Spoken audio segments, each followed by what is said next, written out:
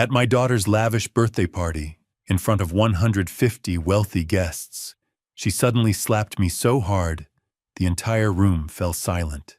My hand-carved gift box slipped from my fingers and shattered across the marble floor, but she didn't even look at it. Instead, she called me trash. My son-in-law calmly threw a glass of red wine onto my chest, and security dragged me out of the mansion I once sacrificed everything to help them build. As the heavy doors slammed behind me and the rain poured down, I realized something chilling. The people celebrating inside had no idea whose life had truly paid for their luxury. I'm truly grateful you're here with me today. Before the story continues, leave a quick comment and tell me where you're watching from.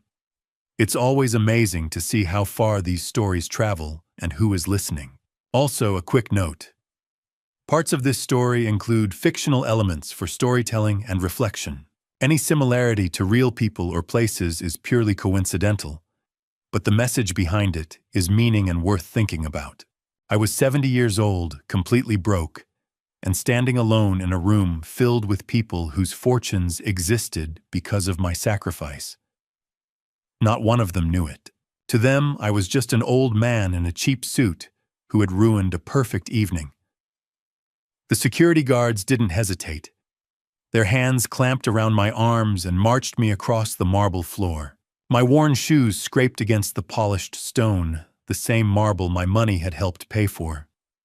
Before I could say another word, they shoved me through the massive oak doors. I stumbled down the wide stone steps and crashed onto the driveway below.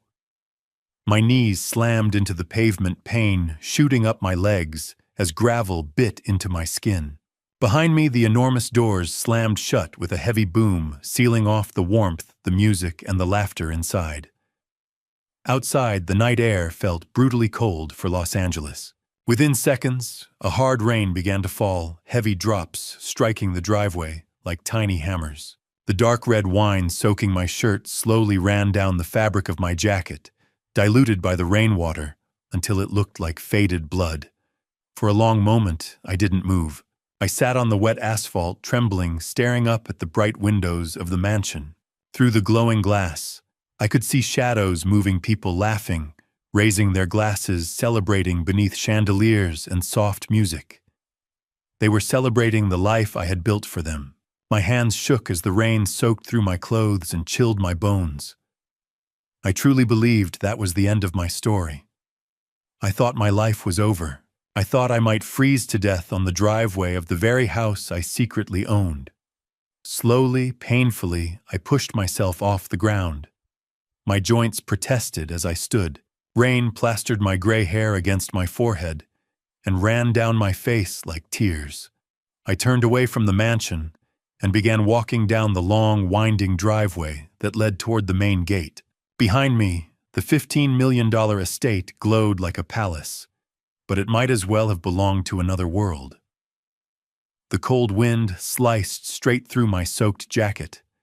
I had nowhere to go, no money in my pockets, no family left to call. Every step felt heavier than the last as I walked down the dark road, the rain blurring my vision. My breath came in slow clouds in the freezing air. Minutes passed, maybe longer. In the darkness, it felt like hours. The only sound was the rain hitting the pavement and the distant hum of the city far below the hills. Then suddenly the darkness exploded with light. A pair of blinding headlights cut through the storm behind me. I heard the deep, powerful growl of an engine, low, expensive, unmistakably strong. Tires screeched on the wet pavement as a long, midnight black Bentley Mulsanne surged forward and swerved sideways, blocking the road in front of me. My heart slammed against my ribs. For a split second, I thought Calvin had sent someone to finish the humiliation, to drag me somewhere even darker. The heavy rear door of the Bentley opened slowly. A man stepped out into the pouring rain. He wore a dark, perfectly tailored suit that probably cost more than everything I owned. In one hand, he held a large black umbrella shielding himself from the storm.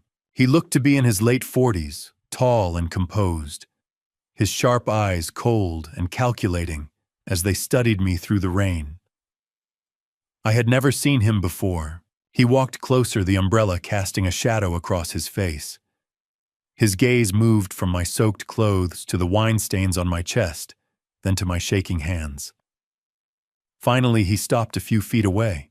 "Get in the car, Mr. Doyle," he said calmly. His voice was quiet, but it carried a weight that demanded obedience. "It's time we crush them." I stood frozen in the freezing rain, staring at him as the words echoed in my ears. Crush them.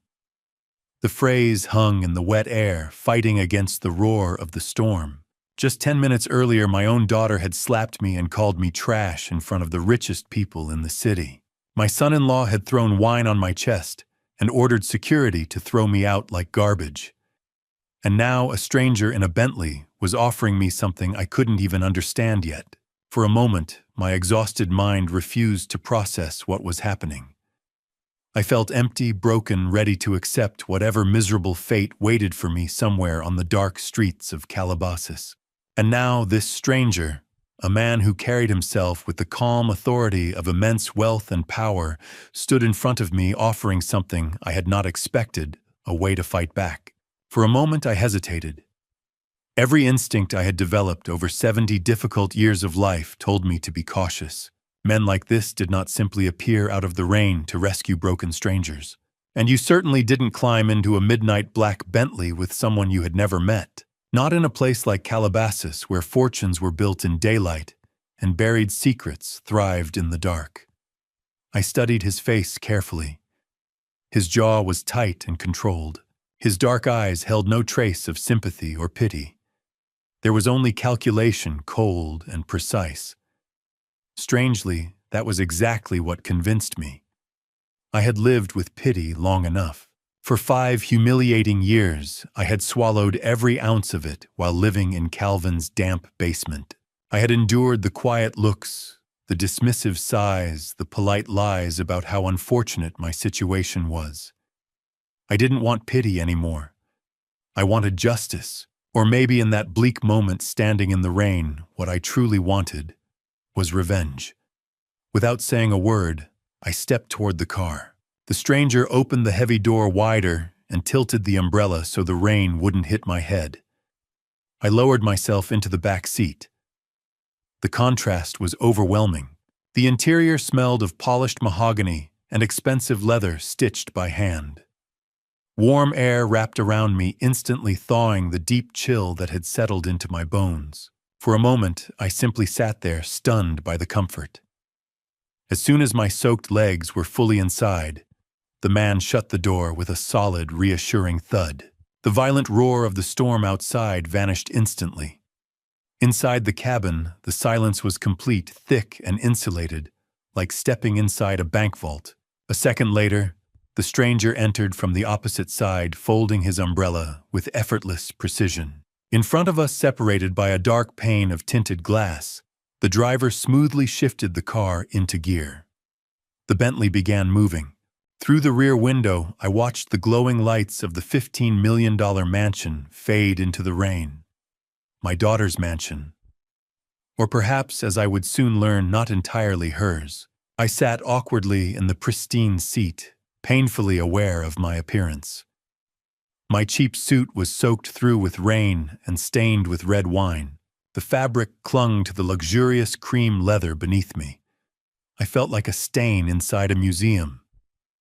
But the stranger showed no sign of concern. He leaned forward and opened a concealed compartment inside the polished wooden console between us. From it, he removed a thick, heated towel and handed it to me.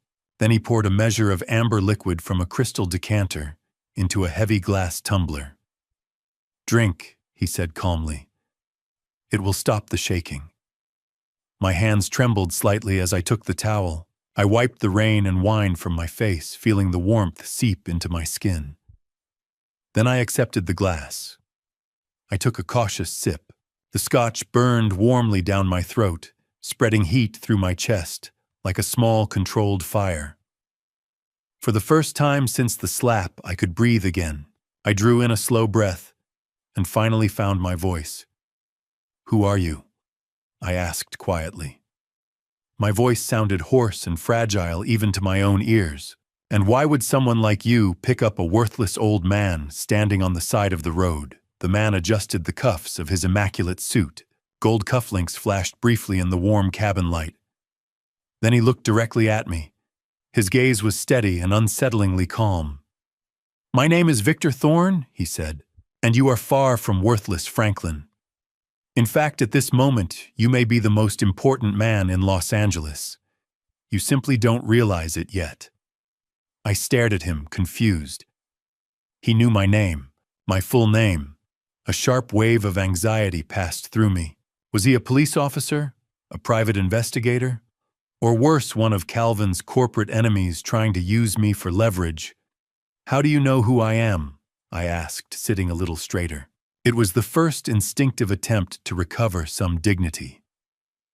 "I've never seen you before. I'm a retired mechanic from Detroit. I have no money, no power. My own daughter just threw me out of her house tonight." I paused and took another small sip of the scotch. "If you're planning some kind of ransom," I continued bitterly, "you've got the wrong man. They wouldn't pay $1 to bring me back." Victor allowed himself a faint smile. There was no humor in it. He leaned back comfortably and folded his hands across his lap. "I know exactly what happened inside that house tonight, Franklin," he said. "I know about the wooden box you carved.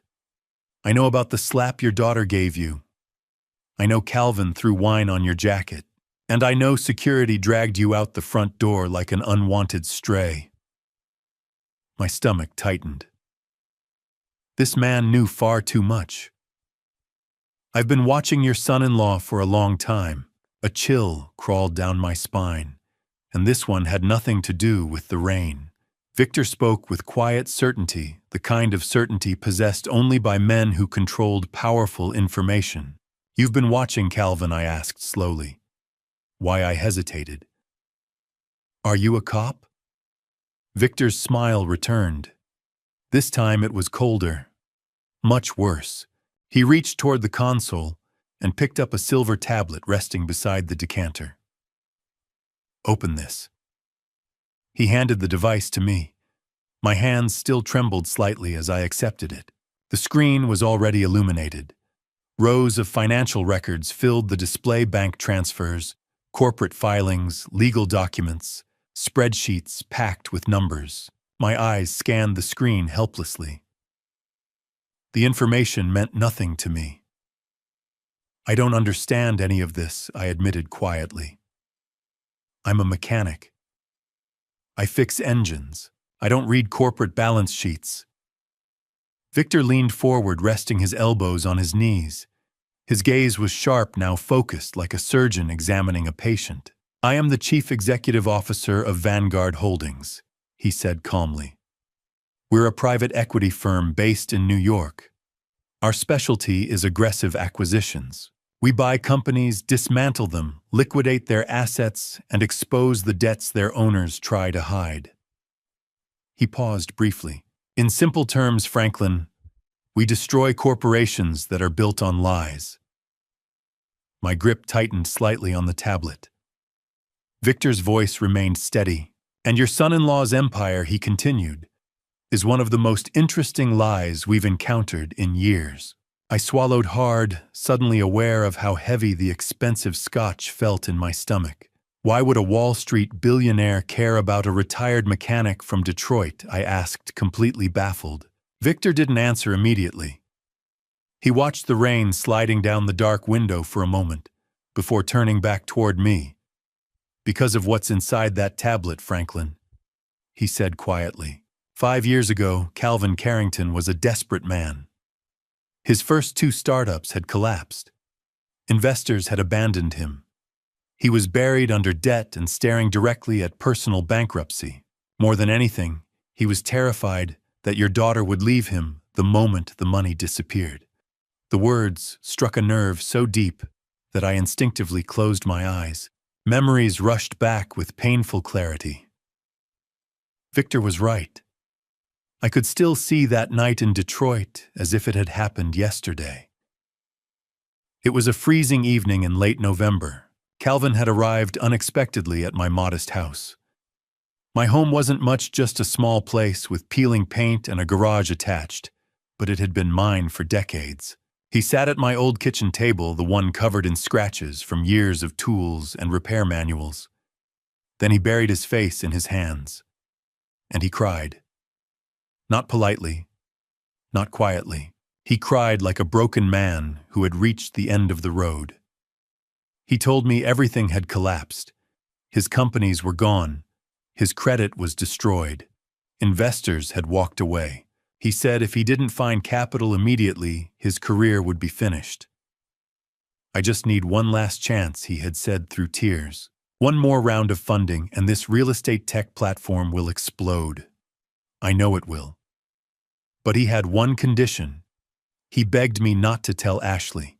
His voice had been filled with humiliation when he explained it. He said his pride couldn't survive the idea of his wife knowing her working-class father had rescued him financially. Ashley believed he was a brilliant, self-made entrepreneur, and he needed to preserve that illusion. If she finds out you bailed me out, he had said, she'll never look at me the same way again. And I, like a fool blinded by love, had agreed. I loved my daughter more than anything in the world. I wanted her marriage to survive. I wanted her to be happy. So I did what fathers do. I sacrificed everything. I went to the bank and emptied my retirement account. I sold the auto repair shop I had spent 40 years building from nothing. That garage had been my entire life's work. Every tool, every customer, every memory. Gone. When it was finished, I had exactly $500,000. $500,000. Every penny I owned in the world. I handed it to him, but because Calvin insisted the money remain hidden from Ashley, his lawyers created a blind trust. The funds were transferred into a corporate entity designed to keep my name completely off the official records. I signed the documents without hesitation. I wasn't investing. I was saving my daughter's marriage. And in doing so, I sacrificed everything to protect Calvin's fragile ego. Victor watched my face carefully as the memories surfaced. His eyes studied every flicker of regret and sorrow passing through me. You placed your entire life inside a blind trust, he said calmly. It wasn't a question. It was a statement. You gave away your home, your retirement, and your financial security just to protect the pride of the man who threw you into the rain tonight. I lowered my gaze. Yes, I said quietly. My voice cracked under the weight of old shame. I thought I was helping my family. I stared down at my worn shoes resting on the spotless Bentley floor mat. But it didn't work out. My throat tightened as I repeated the story I had been told over and over for 5 years. The market turned bad not long after we created the trust, I said slowly. Calvin came to me months later looking completely devastated. He said the startup market collapsed. He said every investment he made with my money disappeared overnight. I swallowed painfully. He told me the entire $500,000 was gone. The words felt bitter even now, lost. I took a shaky breath. He said he felt terrible about it. I continued quietly. But he claimed another group of investors stepped in at the last minute to save the company. My money was gone, but at least the business survived. I paused. That's why I ended up living in their basement. The confession hung heavy in the car. Calvin said I could stay there out of kindness, I continued. He said he felt responsible for my situation. I had no house anymore, no business, no retirement. I laughed bitterly, so he gave me a small room next to the furnace, and I accepted it. Because I believed him. I believed I had destroyed my own future. I thought he was doing me a favor, I whispered, letting a foolish old man stay under his roof. Silence filled the Bentley. The engine hummed softly beneath us as the rain tapped against the windows. Victor didn't show a single trace of sympathy. Instead, something colder appeared in his expression. He leaned forward and tapped the tablet screen resting in my hands. A new document appeared instantly. It was a detailed bank statement from exactly 5 years ago. The numbers glowed sharply on the screen. For a moment, I couldn't breathe. The figures told a completely different story from the one I had believed for half a decade. My heart began pounding violently against my ribs. A crushing wave of disbelief rolled through me as I stared at the data. "He didn't lose a single dollar," Franklin Victor said calmly. His voice sliced through the quiet cabin like a blade. "He lied to you." The words echoed in my mind. A lie. It couldn't be. It simply couldn't. I had seen the documents. I had watched Calvin pacing in my basement, pulling his hair out in despair as he described the market crash. I had watched him cry real tears while apologizing again and again. For 5 years I believed I had destroyed my own retirement, that I had gambled my future and lost. My throat tightened painfully as I gripped the tablet harder. My knuckles turned white. Victor reached over and gently removed the device from my shaking hands. Then he replaced it with something heavier. A thick manila folder. "Open it," he said. His tone left no room for hesitation. I slowly lifted the cover. Inside were dozens of printed documents, each stamped with official bank seals and federal registry markings. This wasn't speculation. This was proof. My eyes darted across the first page. It was a financial ledger from the exact month I transferred the $500,000. According to Calvin's story, that money had been invested in a startup that collapsed within weeks. But the document in front of me showed something entirely different. A wire transfer, directly from the blind trust, straight into a newly created corporate holding account.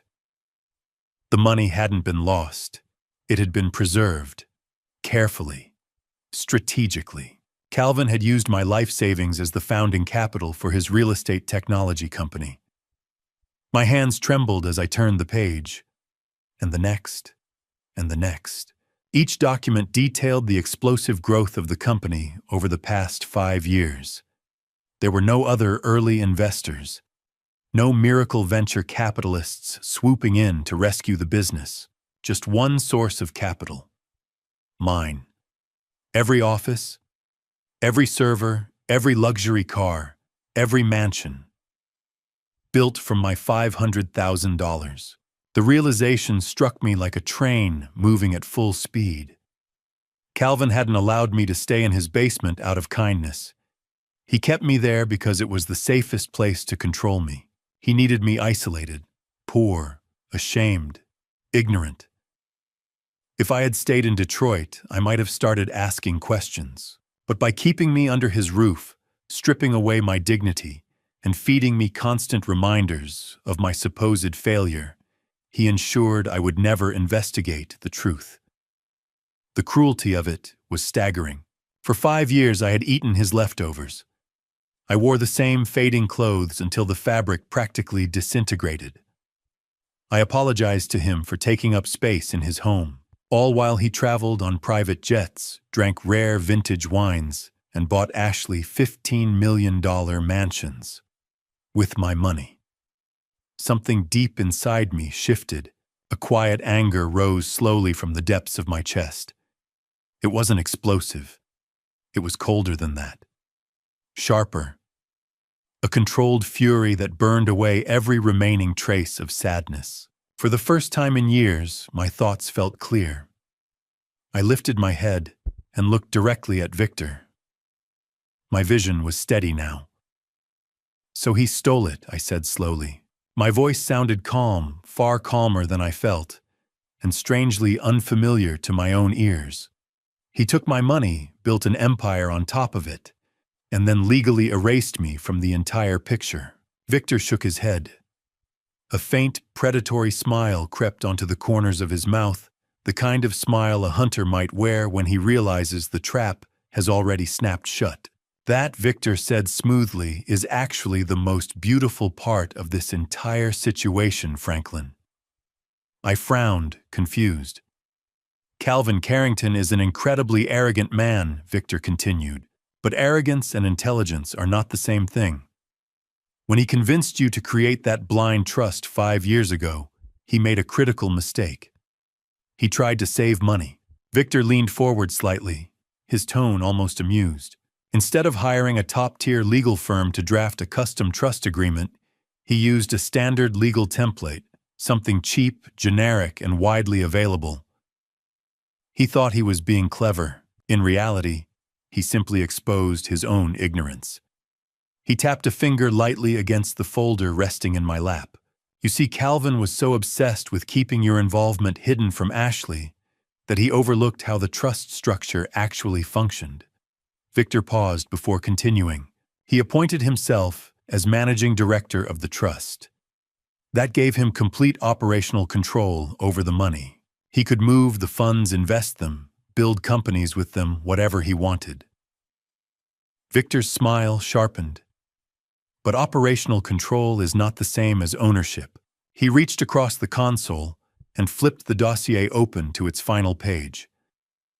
His finger landed on a dense paragraph buried near the bottom of the document. "Read this clause," he said. I leaned closer, trying to make sense of the legal language printed on the page. The text was thick with complex terminology, the kind of writing meant for lawyers, not mechanics. Victor spoke again, calmly translating the words. "When the trust was established, you were designated as the sole primary equity holder. That means the original investment, your $500,000, belonged entirely to you. Calvin was never granted ownership, only management." Victor tapped the paragraph again. "And since that $500,000 was the only capital used to incorporate the holding company that later became Calvin's empire, your equity stake rolled forward into every subsequent corporate structure." My mind struggled to keep up. Victor's voice remained steady. In simple terms, he said your ownership percentage grew alongside the company itself. As the business expanded, so did your equity. He leaned back into the shadows of the Bentley's leather seat. "You were never bought out. Calvin never had the personal capital necessary to purchase your shares, which means that, legally speaking," Victor let the sentence hang for a moment, "you still own the majority." I stared at him blankly. The words echoed through my mind, but they refused to fully settle. "I'm not sure I understand what you're saying," I murmured, though deep inside, something powerful was beginning to form, something impossible and terrifying. "What exactly does that mean for me?" Victor turned his head slightly and gestured toward the rain-streaked window. Through the glass, I could still see the distant glow of the Calabasas mansion we had just left behind. Its lights shimmered in the storm like a palace floating above the darkness. Victor pointed toward it. "It means," he said quietly, "that legally speaking, Mr. Doyle, you own 80% of everything."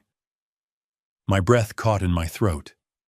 The company, the corporate accounts, the investment portfolios. His finger moved slightly, still pointing toward the distant mansion. And that house. The same mansion they just threw you out of. The words slammed into my mind like a hammer. 80%.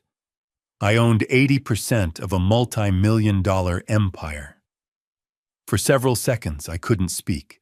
My thoughts scrambled desperately to make sense of the revelation. The damp basement room I had been sleeping in, the cheap clothes I wore, the leftovers I ate alone while the rest of the house entertained guests upstairs. It had all been a lie. Calvin wasn't my savior. I was his, and he had repaid that sacrifice by turning me into a ghost inside my own investment. I looked down at the thick folder resting in my lap. The weight of it suddenly felt enormous. Carefully, I began turning the pages. Victor had highlighted dozens of documents, corporate structures, tax filings, financial transfers. Each one traced the growth of Calvin's company step by step. My money had been the foundation. Every office building, every development project, every luxury purchase, all built from that initial $500,000. A deep wave of betrayal rolled through me. I continued flipping through the pages slowly. Then something caught my eye near the back of the folder, a single sheet of paper that didn't resemble the others. Unlike the financial reports and legal filings, this document was short and straightforward. Too straightforward. I carefully pulled it from the stack. The paper was crisp, official, a legal waiver. My hands trembled slightly as I lifted the document closer to the warm cabin light. I began reading. Each sentence tightened the knot in my chest. It was a complete equity waiver, an unconditional transfer of ownership. The document stated that the primary shareholder, me, voluntarily relinquished all equity rights in the trust and transferred them directly to Calvin Carrington.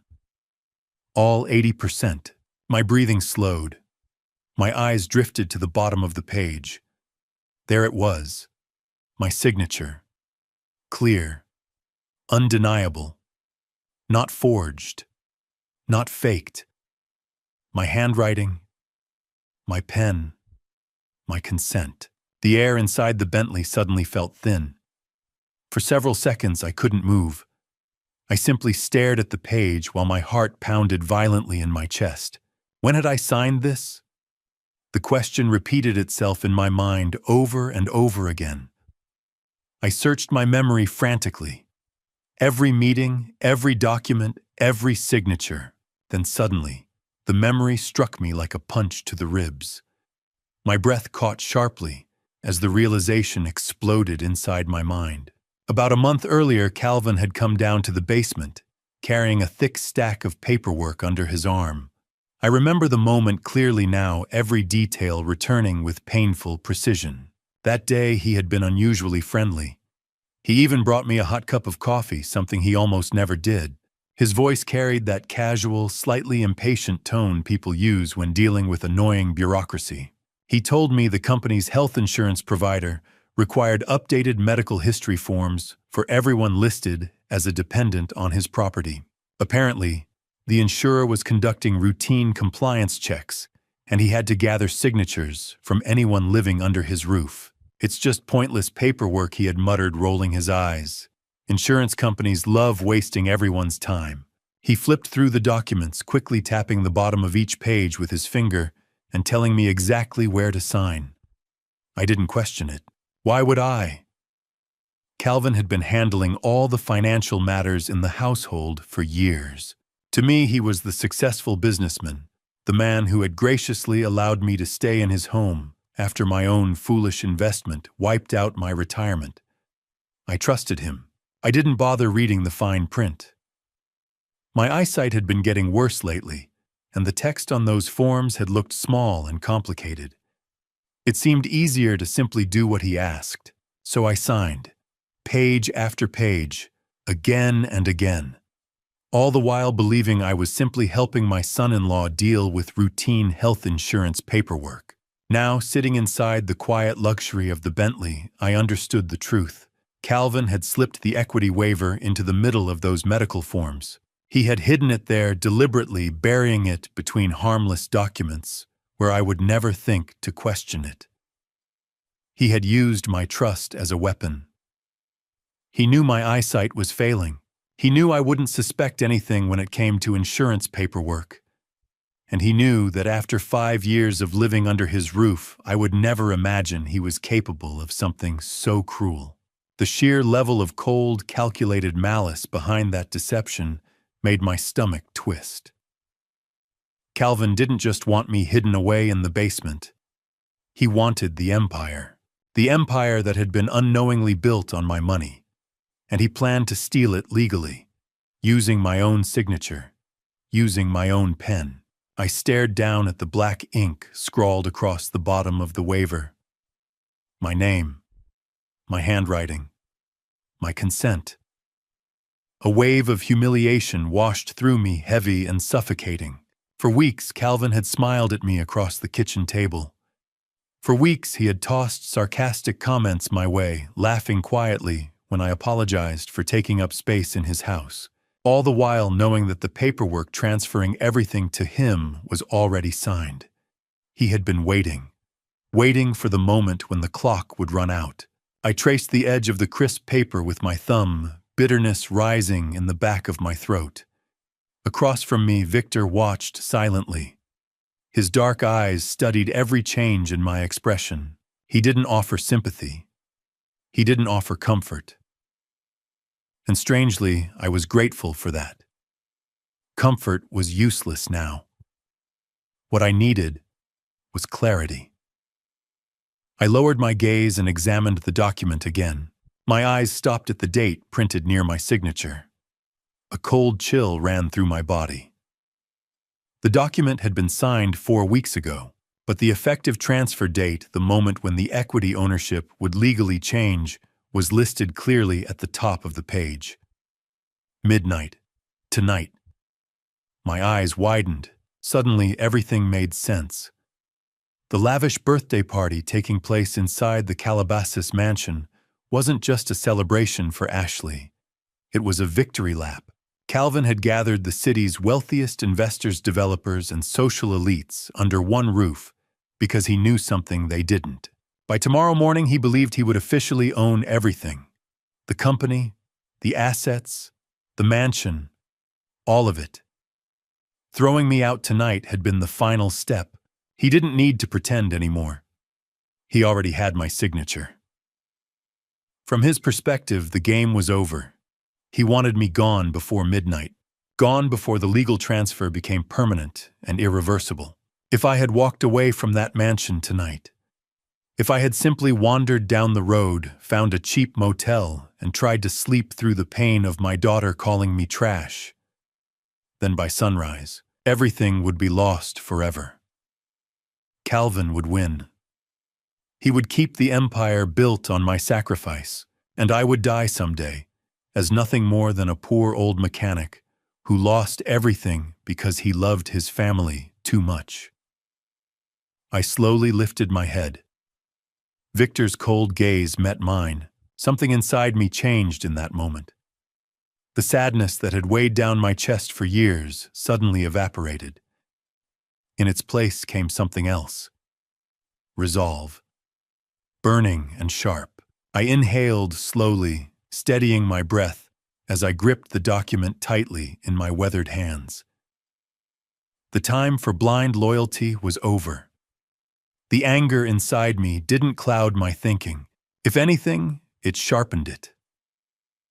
For the first time in years, my mind felt clear. I carefully placed the waiver back inside the folder. Then I looked directly at Victor. "I understand what he did," I said quietly. My voice was steady. "He stole my money. He built a fortune on my sacrifice." I paused for a moment. "But that still doesn't explain you." I leaned back slightly in the leather seat. "Men like you don't drive through storms, picking up old mechanics out of kindness." My eyes stayed fixed on his. "So what's the real reason you're here?" Victor gave a small nod, almost approving. It seemed he had been waiting for that question. "We're not interested in your family drama, Franklin," he said calmly. His tone was professional and detached. "We care about numbers." He rested his arm along the console between us. 6 months ago, Vanguard Holdings identified Calvin Carrington's company as a potential acquisition target. He continued. On paper, his real estate technology empire looked extremely attractive. The financial reports showed impressive profit margins, rapid market growth, and a balance sheet that appeared almost flawless. Victor's lips curled slightly. We were prepared to offer him a very generous buyout. He paused briefly. "But before we invest a single dollar, we conduct our own investigation." He tapped the folder again. "Our forensic accountants examine everything. Every ledger, every tax return, every offshore account tied to the company.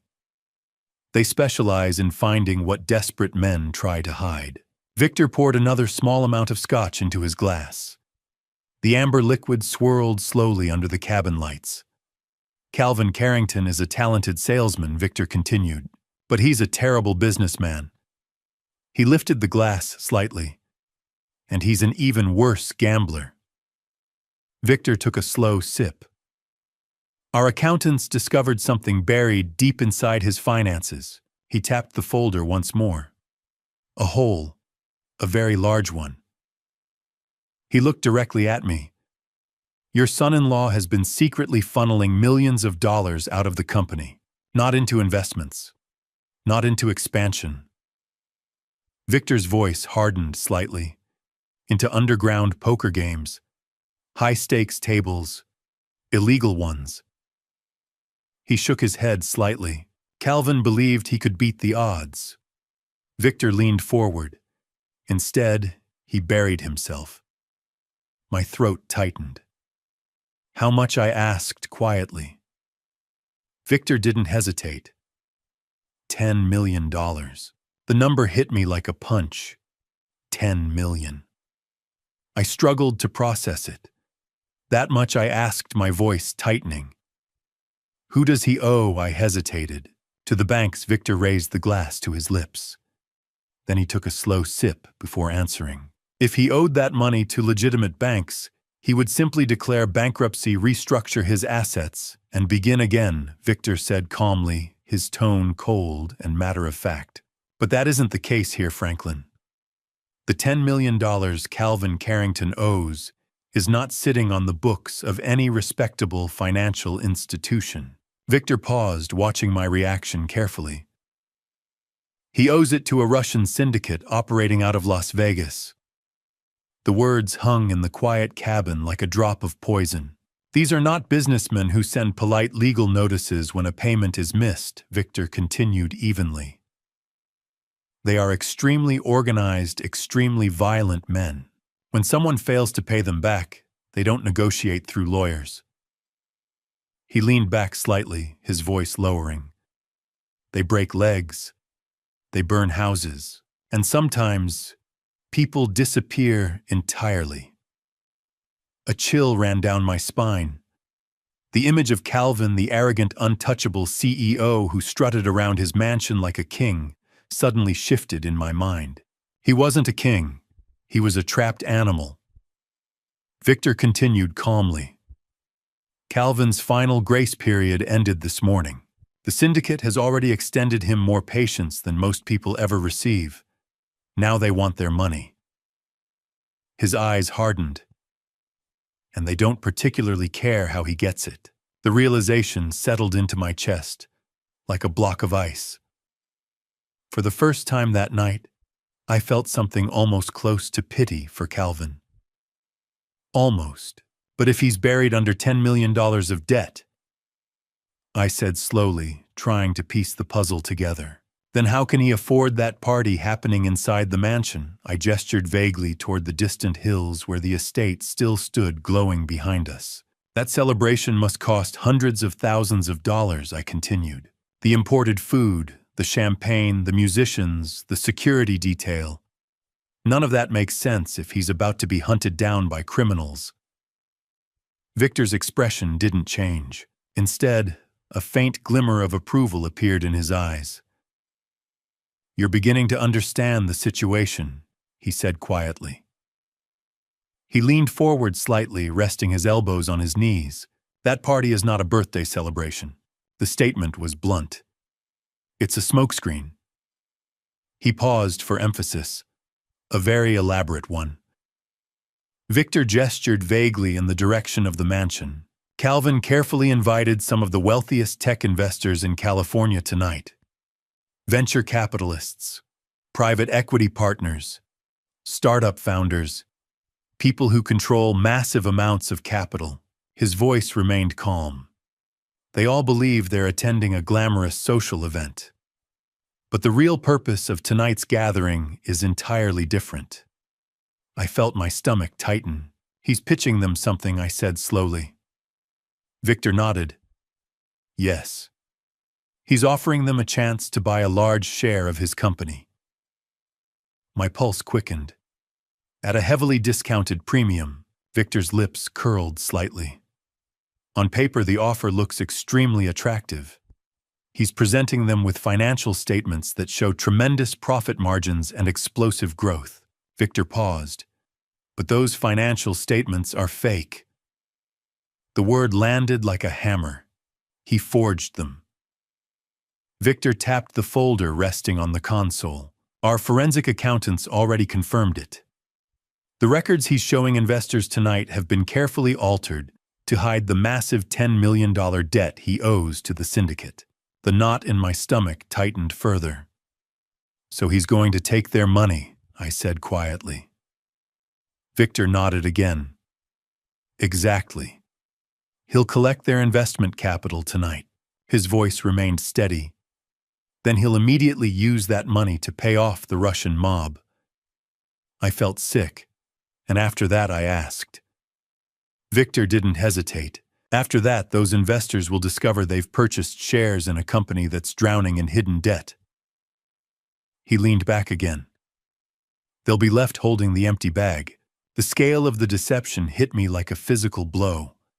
Calvin wasn't just betraying me. He was preparing to rob dozens of wealthy investors at once and using the stolen money to save his own life. Victor continued calmly. My firm wants Calvin's technology. The software he developed has real value. It has potential. He paused briefly. But we will never purchase a company that is entangled with organized crime. His gaze sharpened. The only way Vanguard Holdings can acquire those assets is if the current structure collapses, and that means Calvin Carrington must be removed. The word settled heavily in the air. Removed. Victor reached inside his jacket pocket. He pulled out a device that looked nothing like an ordinary smartphone. It was thick, dark, and heavily reinforced with a matte metal frame and encrypted keypad. The device had the appearance of specialized hardware designed for secure communications.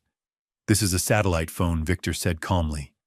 It bypasses standard telecommunications networks. He turned the screen toward me. It connects directly to secure international banking systems. I noticed a number already dialed on the screen. Victor extended the phone toward me across the console. Take it. For a moment, I simply stared at the device. Then I reached out and accepted it. The phone was heavier than it looked. The metal casing felt solid in my rough, calloused hand. I pressed the green call button. The connection engaged immediately. For several seconds, there was nothing but the soft tapping of rain against the Bentley's thick, bulletproof windows. Then the line clicked. A voice answered instantly. The tone was calm, professional, and unmistakably European. You have reached the Private Client Executive Division of Geneva Central Banking Group, the voice said clearly. There was a brief pause. Please state your secure account identification code.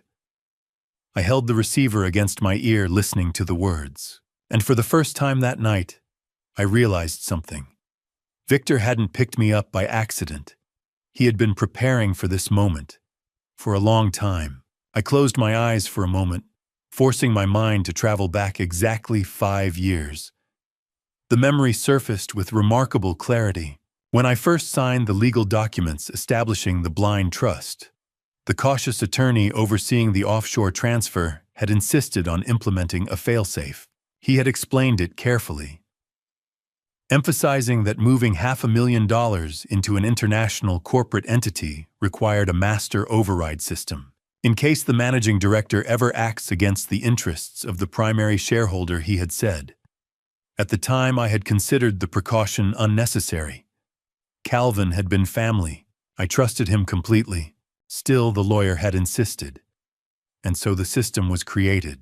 My mind, trained through decades of mechanical work, to remember thousands of engine specifications, torque values, and part numbers, had memorized the security sequence perfectly.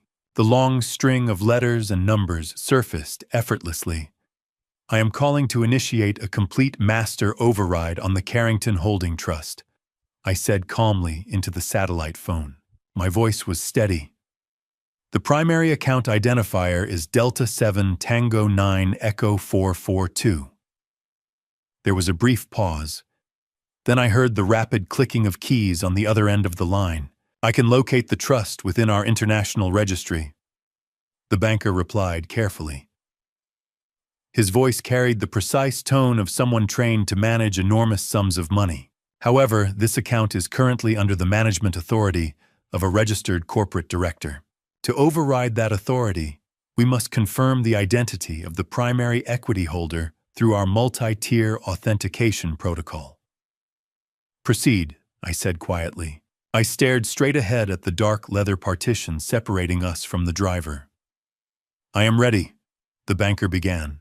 "What was the make, model, and year of the first vehicle you personally restored?" The question didn't slow me down for even a second. "A 1968 Chevrolet Camaro Supersport," I answered immediately. "Painted tuxedo black."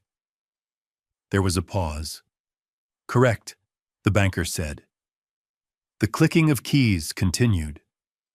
"Next question. What was the maiden name of the woman you married in the winter of 1972?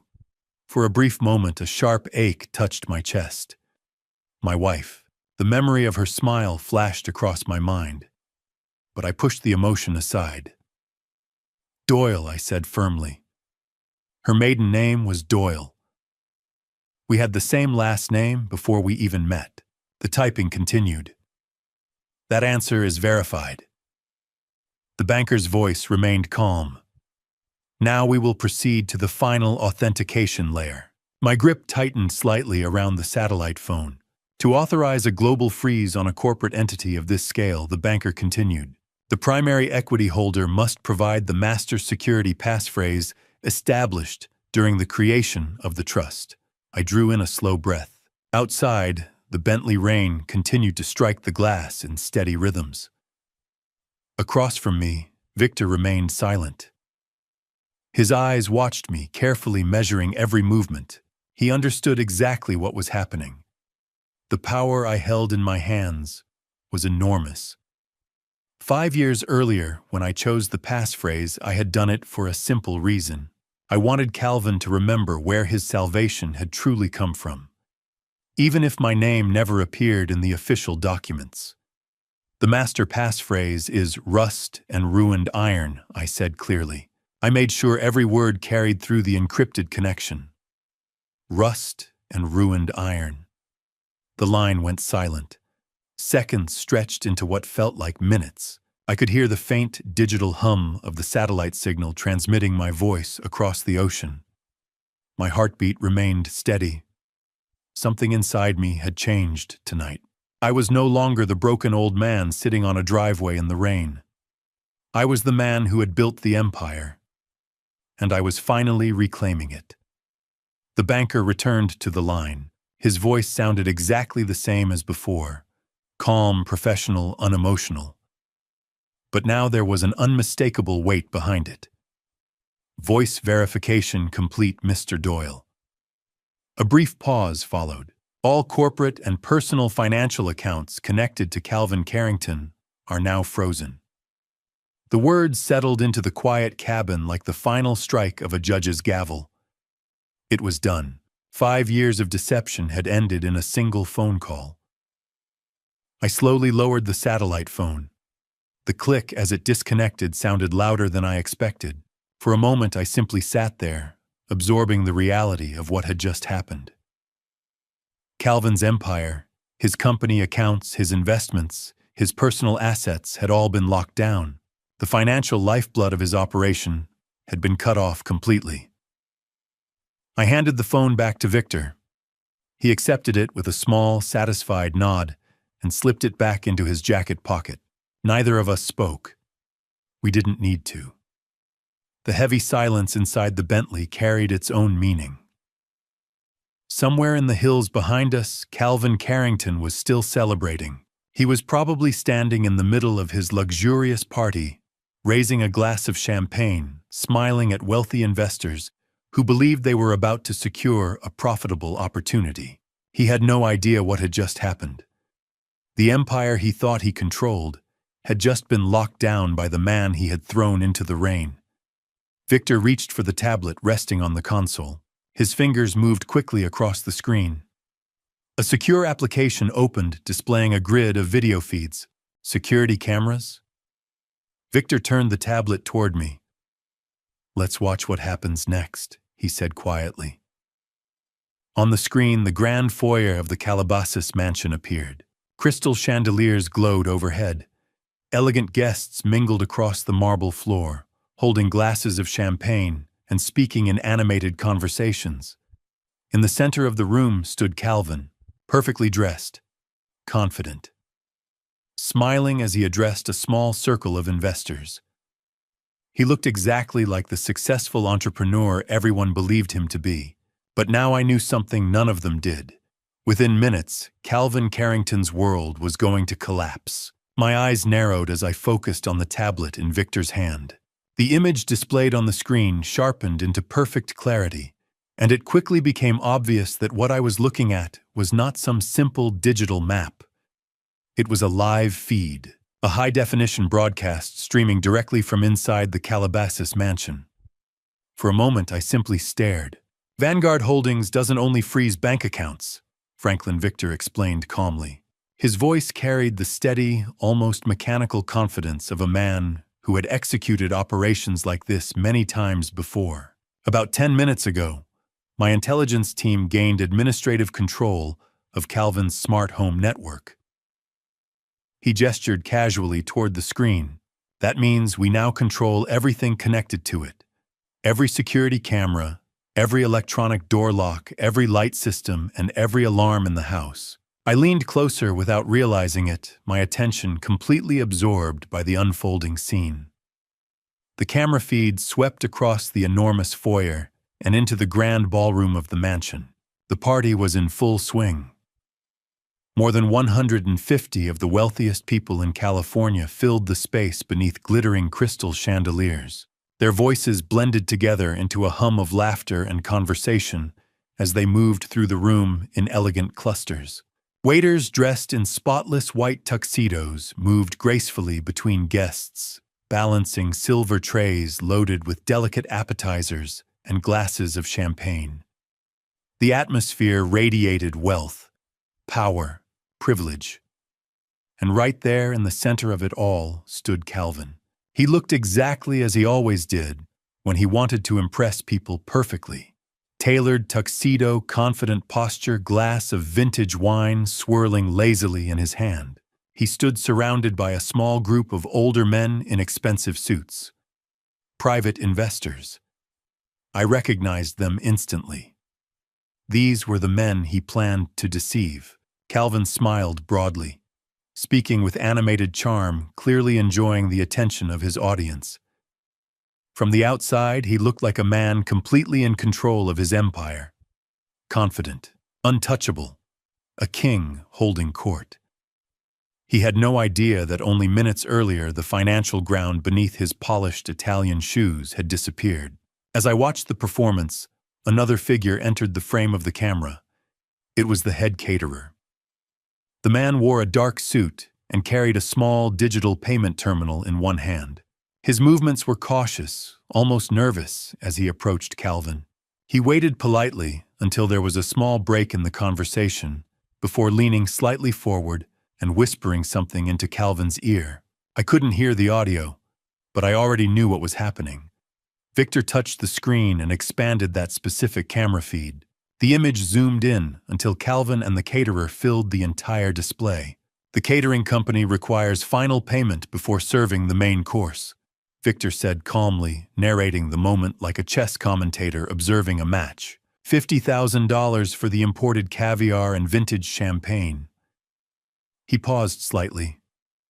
"They don't extend credit." Calvin rolled his eyes in irritation. The interruption clearly annoyed him. Still, he recovered instantly, offering the investors around him an easy, confident smile before excusing himself for a moment. Then he reached smoothly into the inner pocket of his tuxedo jacket. From it, he pulled a sleek black metal credit card, an American Express Centurion card. The kind of card only issued to individuals with extraordinary wealth. To most people, it was a symbol of limitless spending power. Calvin didn't even glance at the caterer as he handed it over.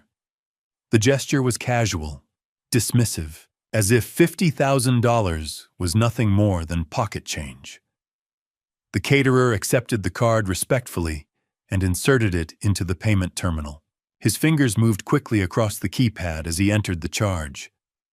$50,000. Then he waited. Several seconds passed. The caterer's expression shifted. His brow furrowed slightly as he stared down at the screen.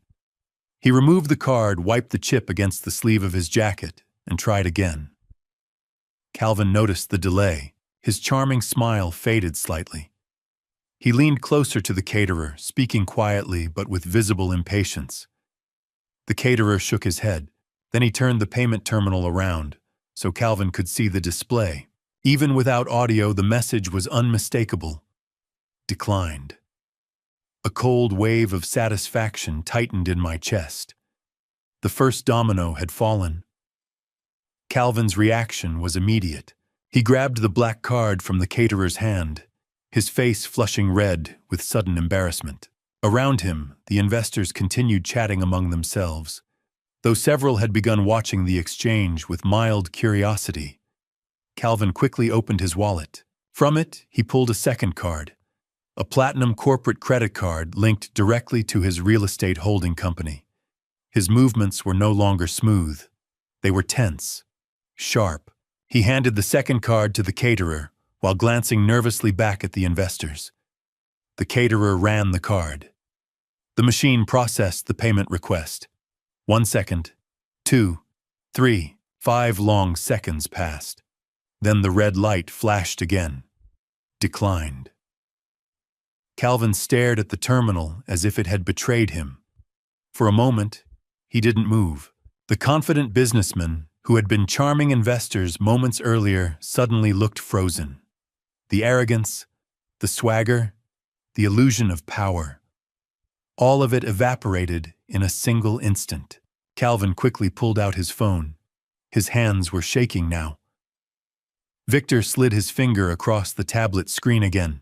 The camera feed zoomed in, further focusing on the glowing display of Calvin's smartphone. A flood of notifications appeared on the screen. Alerts, warnings, account suspended, corporate access denied, assets frozen. Message after message stacked across the screen in rapid succession. Every financial institution Calvin relied on had just cut him off. His empire, his accounts, his companies, his personal credit had all been locked down at the same moment. Calvin's face drained of color. The blood vanished from his cheeks until his skin looked almost ghostly under the chandelier lights. His breathing became shallow and uneven as the realization began to settle in. For the first time that night, Calvin Carrington looked exactly like what he truly was, a man whose world had just collapsed. But the nightmare unfolding inside that mansion was only just beginning. As Calvin stared at the frozen bank alerts flashing across his phone, another notification suddenly appeared at the top of the screen.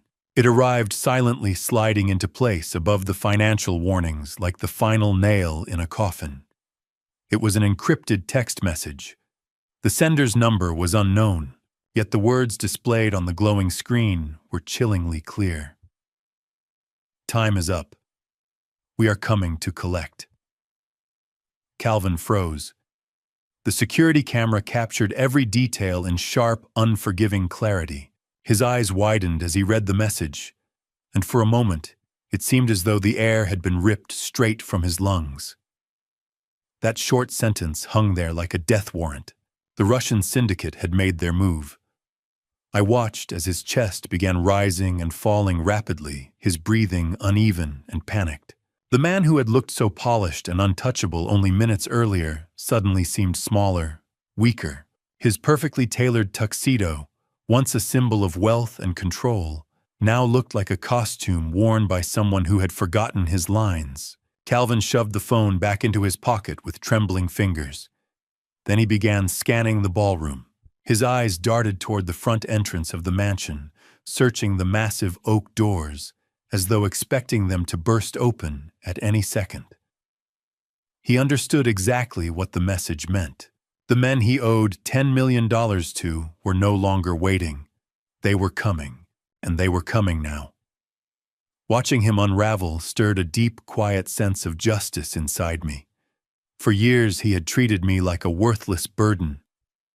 Now the mask was cracking. For the first time, Calvin Carrington looked truly afraid. But just as I allowed myself a small moment of grim satisfaction, Victor suddenly reached forward and pressed a button on the side of the tablet. The screen went black instantly. The live broadcast vanished. The glowing ballroom, the terrified man in the center of it, the entire unfolding collapse, all of it disappeared in a single second. The Bentley's interior lights reflected off the dark screen as silence filled the cabin once again. I turned toward Victor, confused. "Why did you turn it off?" I asked sharply. "I want to see what happens when those men walk through his doors." Victor remained calm. He poured the final drop of scotch into his glass before answering. "Watching him panic is satisfying," he admitted. "But entertainment isn't why we're here tonight." He took a slow sip. "Our objective is much larger than humiliating Calvin Carrington." Victor set the glass down carefully on the console. "His finances are destroyed. His corporate accounts are frozen. He can't steal money from those investors anymore." He paused slightly. "And the Russian syndicate will deal with the rest of his problems soon enough." Victor leaned back against the leather seat. "But we are dealing with a man who built his career manipulating systems and rewriting narratives." His gaze met mine. "And right now, Calvin is a cornered animal." He let the words settle. "Cornered animals are dangerous."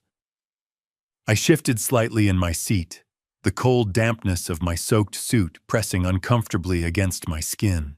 "If we drive away tonight," Victor continued, "and leave him to face the consequences alone, we leave one very serious loophole open." I frowned. "What loophole?" I gestured toward the folder resting on the console. "I froze every corporate account he has. I used the master override. His empire is finished." Victor shook his head slowly. "Financial destruction is not the same as legal justice." His voice was calm but firm. "Right now, Calvin Carrington is broke. Completely broke." He paused. "But tomorrow morning the police will get involved." Victor leaned forward slightly. "And when that happens, Calvin will immediately hire the most aggressive defense attorneys money can buy." He watched my reaction carefully. "Those lawyers will look at the account freeze you initiated tonight and claim it was a misunderstanding." I felt my stomach tighten. "They will argue that you, an elderly man with deteriorating memory, became confused and accidentally triggered the override." Victor's tone remained analytical. "They will claim you misunderstood the legal structure of the trust." My jaw tightened. "And they will present the document you signed last month. The equity waiver." Victor continued. "They will argue that you voluntarily surrendered your 80% ownership stake, and that you are now nothing more than an angry father-in-law trying to sabotage a successful entrepreneur." The words made my chest burn. "They will twist the entire story," Victor said calmly. "They will claim Calvin never forged anything, and without hard evidence, federal prosecutors will have nothing to charge him with." The reality hit me like cold water. Calvin had always been a master manipulator. Even now, with criminals hunting him and his finances destroyed, he might still escape. If he avoided prison, he would simply rebuild somewhere else and continue doing exactly what he had always done. "What do we need?" I asked quietly. My voice carried a sharper edge now. "What evidence will put him behind bars permanently?" Victor placed his glass down. "The Federal Bureau of Investigation will require the original trust contract." He spoke with precise clarity. "The physical document. The one you signed 5 years ago." Victor tapped the folder gently. "We need the original paper containing the wet ink signatures." He paused. "That document proves the structure of the trust. It proves that the equity waiver Calvin slipped into those medical forms contradicts the original legal charter. Victor looked directly at me. A digital copy will not survive the courtroom. His attorneys will tear it apart. But the original contract, he allowed himself a thin smile. That will destroy him. I closed my eyes. My mind traveled back to that day 5 years earlier. I had trusted Calvin with my investment, but I hadn't been foolish enough to leave something that important lying around inside his house. I still have it, I said quietly. I opened my eyes again. I placed the original contract inside a secure safety deposit box. Victor leaned slightly forward, where a private vault facility in downtown Los Angeles. I spoke slowly. No one else knows it exists, and no one else has the authority to access it. Victor nodded once. Excellent. His voice sharpened with renewed purpose. Then we retrieve it immediately. He gestured toward the dark highway ahead of us. We collect the contract, and we deliver it directly to my contacts inside the Federal Bureau. Victor's eyes held mine. Once the FBI has that document, Calvin Carrington will never see freedom again. He paused briefly. Do you have the key to the vault with you? The question hung in the air. For a moment, I didn't answer. Instead, a sickening realization began forming in my stomach. My mind flashed back to the mansion, the grand foyer, the shattered wooden box lying on the marble floor, and the small titanium key that had fallen from my trembling hands. I clearly saw my daughter standing there in her incredibly expensive gown. I saw the look of disgust on her face. Then I saw the small hand-carved oak box slipping from my fingers, hitting the marble floor and splintering into pieces. I turned my head, looking through the rain-streaked window of the Bentley, staring back up the long driveway toward the mansion. The realization was crushing. It is in a safety deposit box.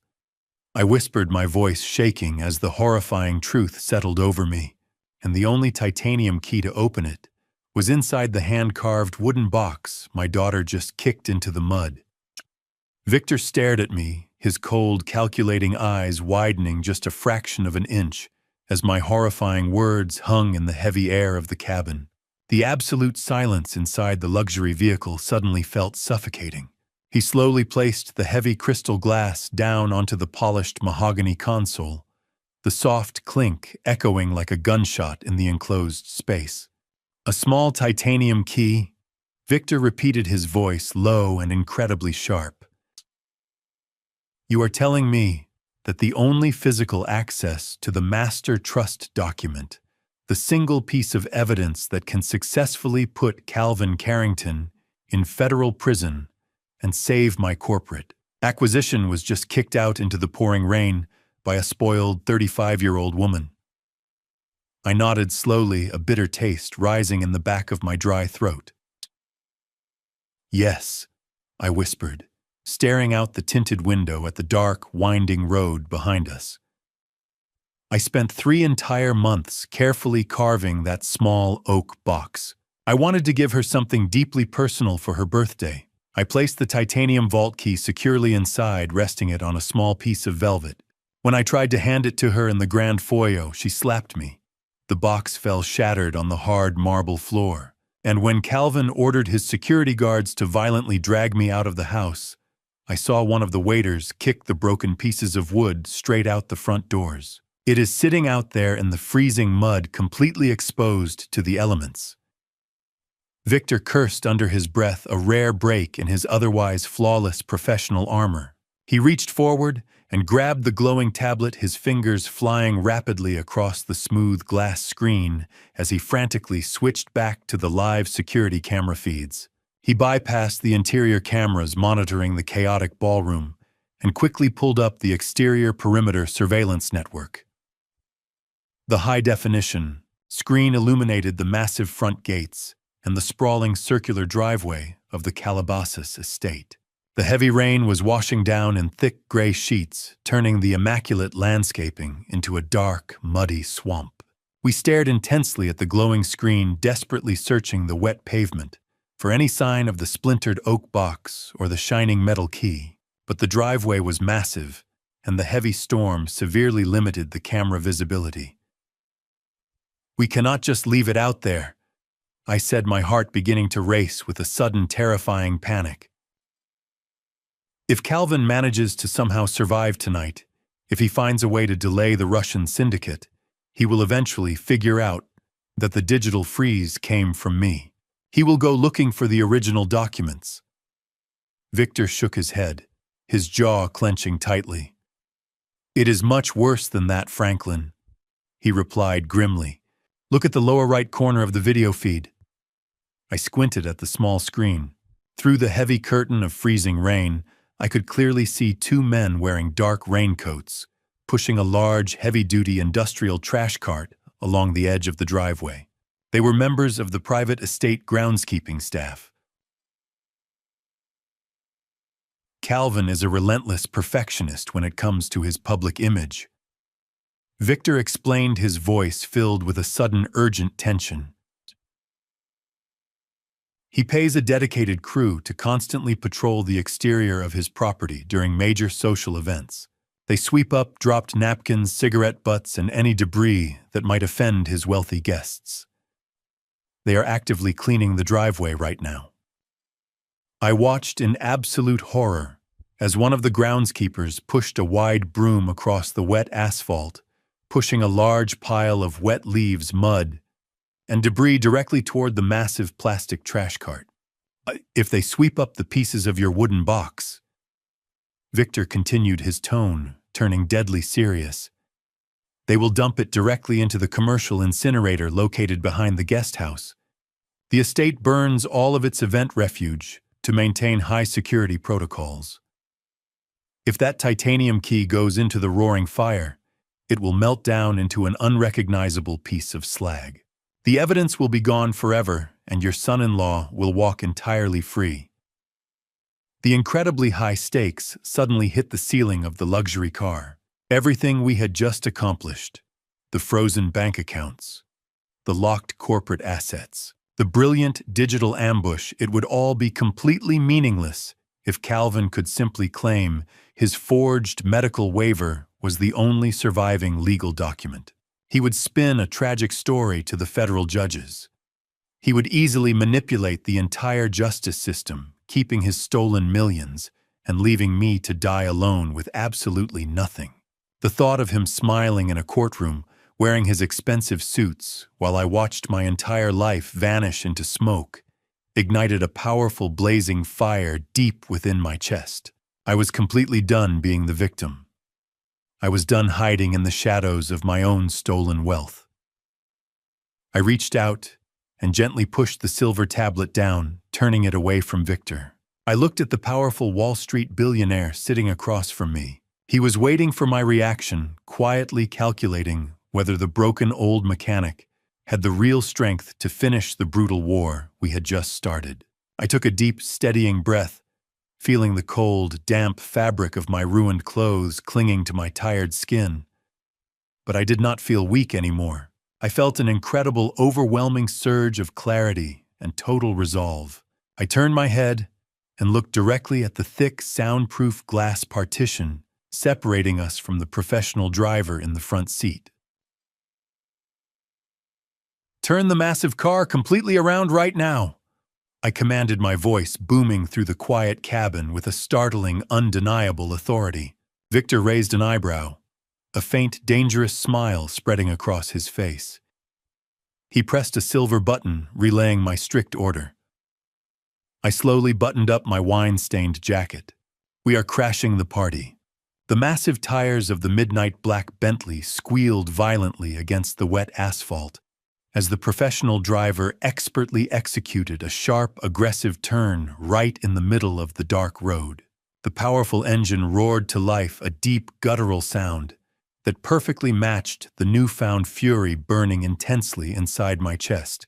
I sat back against the pristine leather seat, my hands resting steadily on my knees. I was no longer shaking from the freezing cold or the bitter sting of my daughter's cruel betrayal. Every single trace of fear and hesitation had been entirely burned away, leaving behind only a cold, hardened resolve. We were heading back into the belly of the beast. The heavy rain continued to batter the thick windshield, but the luxury vehicle sliced through the raging storm with effortless grace. Victor sat silently across from me, his dark eyes fixed intently on the glowing tablet in his lap as he monitored the live security feeds of the estate. The winding road that led back up into the exclusive hills of Calabasas passed by in a blur of shadowy trees and glowing street lamps. Within minutes, the towering, heavily fortified front entrance of the 15 million mansion finally came into clear view. Under normal circumstances, visitors were required to stop at a highly secure intercom system, state their business, and wait for the heavy wrought iron gates to slowly swing open. Tonight, however, Calvin had ordered his staff to leave the massive metal gates wide open to accommodate the steady flow of wealthy investors and luxury vehicles. In place of the closed gates, the estate groundskeepers had set up an elaborate, expensive barricade of towering floral arrangements, velvet ropes, and temporary valet stands to create a grand, welcoming entrance for the exclusive birthday party. 2 security guards wearing bright yellow raincoats were standing right in the middle of the entrance, holding glowing traffic wands to direct the arriving guests. I expected the professional driver of our Bentley to gradually slow down to pull up to the valet stand and allow us to exit the vehicle like civilized men. But Victor had given a very different set of instructions through his secure earpiece. The massive luxury car did not slow down even a fraction of an inch. Instead, the driver pressed his heavy foot firmly down onto the accelerator pedal. The engine surged with terrifying power. The 2 security guards standing by the velvet ropes widened their eyes in absolute panic, diving frantically out of the way just as the heavy, armored front grille of the Bentley violently plowed directly into the expensive floral barricade. The impact was incredibly loud.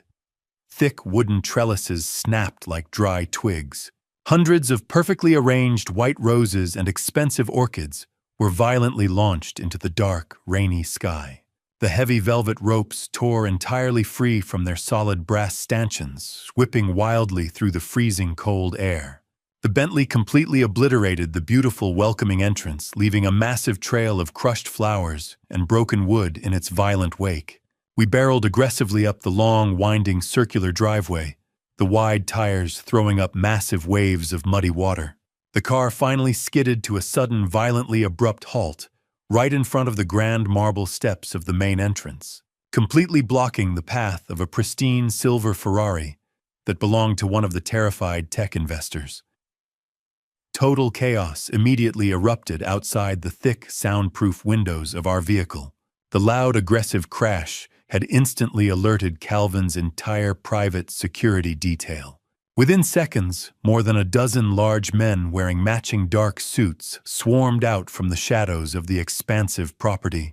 They surrounded the midnight black Bentley, their faces twisted into expressions of aggressive, highly trained hostility. Several of them reached aggressively beneath their suit jackets, their hands resting menacingly on the hidden weapons securely fastened at their hips.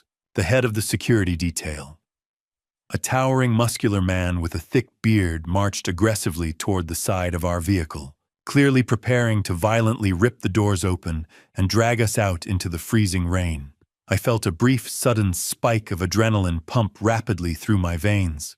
We were completely surrounded by hostile forces. But Victor Thorne simply smiled a cold, predatory smirk that radiated absolute terrifying control. He calmly reached over and pressed a small silver button on the polished center console. The heavy locks on the Bentley disengaged with a solid, satisfying click. Immediately, the doors of the 2 large black sport utility vehicles that had been quietly trailing behind us the entire time swung wide open. 8 of Victor's elite, highly trained private bodyguards stepped out into the pouring rain. They did not shout. They did not wave their hands. They simply moved with absolute terrifying precision, forming a tight, impenetrable wall of solid muscle and dark suits entirely around our targeted luxury vehicle. The head of Calvin's security detail stopped dead in his tracks, his eyes darting nervously between Victor's massive men. Victor slowly pressed another button, rolling down his tinted passenger window just a few short inches. The freezing rain immediately blew into the warm cabin, carrying the loud, chaotic sounds of the shouting guards. The head of Calvin's security leaned down, his face flushed with extreme anger, ready to scream at the occupants of the luxury car. But the very moment his angry eyes met Victor's cold, calculating gaze through the narrow opening of the window, all the blood instantly drained right out of his flushed face. Victor spoke very quietly. "Good evening, Marcus. I trust the funds cleared without complications." The massive security chief instantly deflated. He pulled his hand away from his weapon. "Yes, Mr. Thorne," Marcus replied, betraying Calvin. "Stand down," he shouted to his confused men, waving them back. Marcus respectfully pulled our heavy door wide open. Flanked by men in black, I stepped out, entering the front doors I was just thrown out of.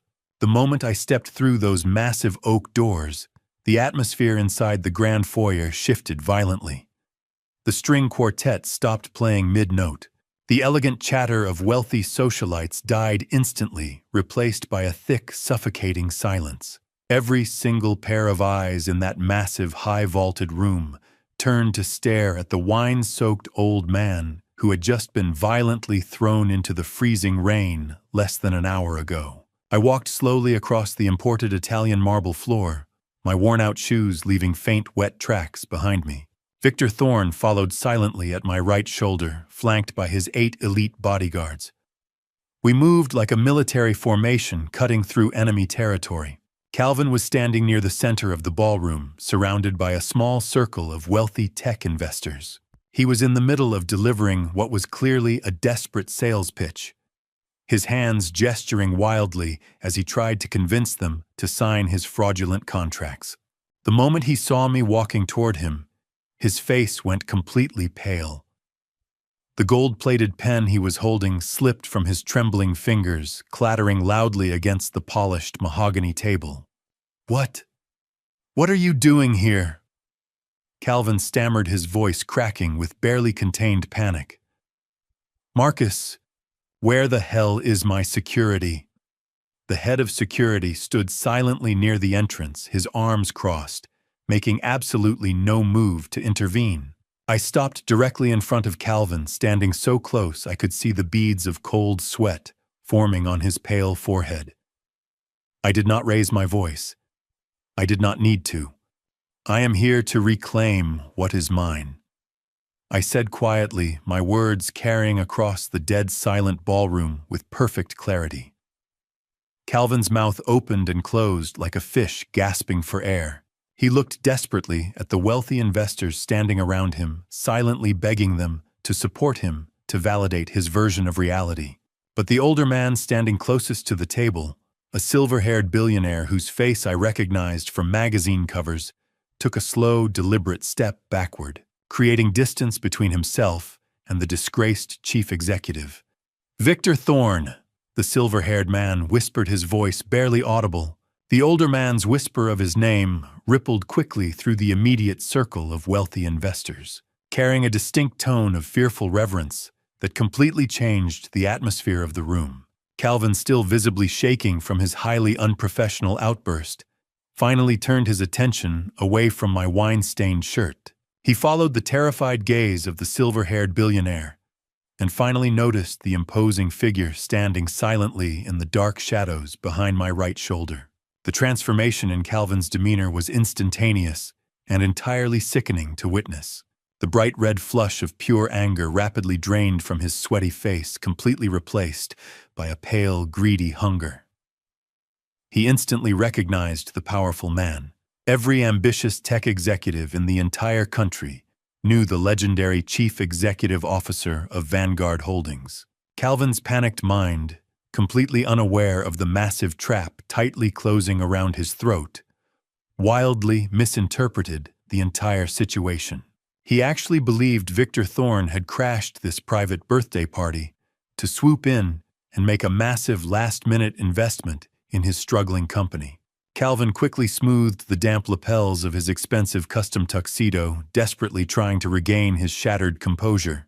He forced a wide, charming smile onto his face, completely ignoring my presence, as if I were nothing more than a piece of ruined furniture standing in his way. He stepped around the polished mahogany table, extending his hand enthusiastically toward the Wall Street titan. "Mr. Thorne," Calvin exclaimed, his voice dripping with absolute nauseating reverence. "What an incredible honor it is to have you here tonight in my home. I had absolutely no idea you were visiting California. If my staff had known you were coming, we would have prepared a proper, highly exclusive reception for you. Please come forward." Calvin gestured grandly toward the three billionaires who were still staring at Victor in stunned, uncomfortable silence. "We are just finalizing a very exciting round of exclusive funding, but there is always room at the table for Vanguard Holdings. We have been hoping to partner with your incredible organization for a very long time. Let me have my security escort this confused old man out of your way so we can talk real business in my private office right now." Victor did not look at Calvin's outstretched hand. He did not even acknowledge the desperate, pathetic greeting. Instead, he stepped out from the shadows, his tailored suit completely dry and immaculate, contrasting sharply with my soaked and ruined clothes. He moved with the terrifying, silent grace of a seasoned predator circling a severely wounded animal. Victor walked straight past Calvin, leaving the arrogant chief executive standing awkwardly with his hand suspended in the cold, empty air. He stopped directly in front of the polished mahogany table and looked down at the three heavy leather portfolios containing the fraudulent 15 million contracts. He reached out and slowly closed the cover of the nearest portfolio, his movements deliberate and incredibly precise. Then he turned his cold, calculating gaze back to Calvin. Without saying a single word, Victor reached out and firmly grasped the silver microphone that Calvin was still holding tightly in his left hand. For a brief, desperate second, Calvin tried to hold on, but Victor's grip was like solid iron. He effortlessly pulled the microphone away, completely stripping Calvin of his voice and his power in front of his elite guests. If you love seeing a narcissist get exactly what they deserve, hit the subscribe button right now. Trust me. The look of complete and utter devastation slowly creeping onto his face in this very moment was worth every single second of the terrible pain I had endured over the last 5 long years. Before I reveal what happened next, the moment that completely shattered that entire room, leave a quick comment with the number 88 below so I know you're still here with me in the story. And just a small note before we continue, some parts of the upcoming story include fictional elements added for reflection and storytelling. If that kind of narrative isn't for you, you're completely free to stop watching here. Victor tapped the top of the silver microphone once the sharp electronic sound echoing loudly through the dead, silent ballroom.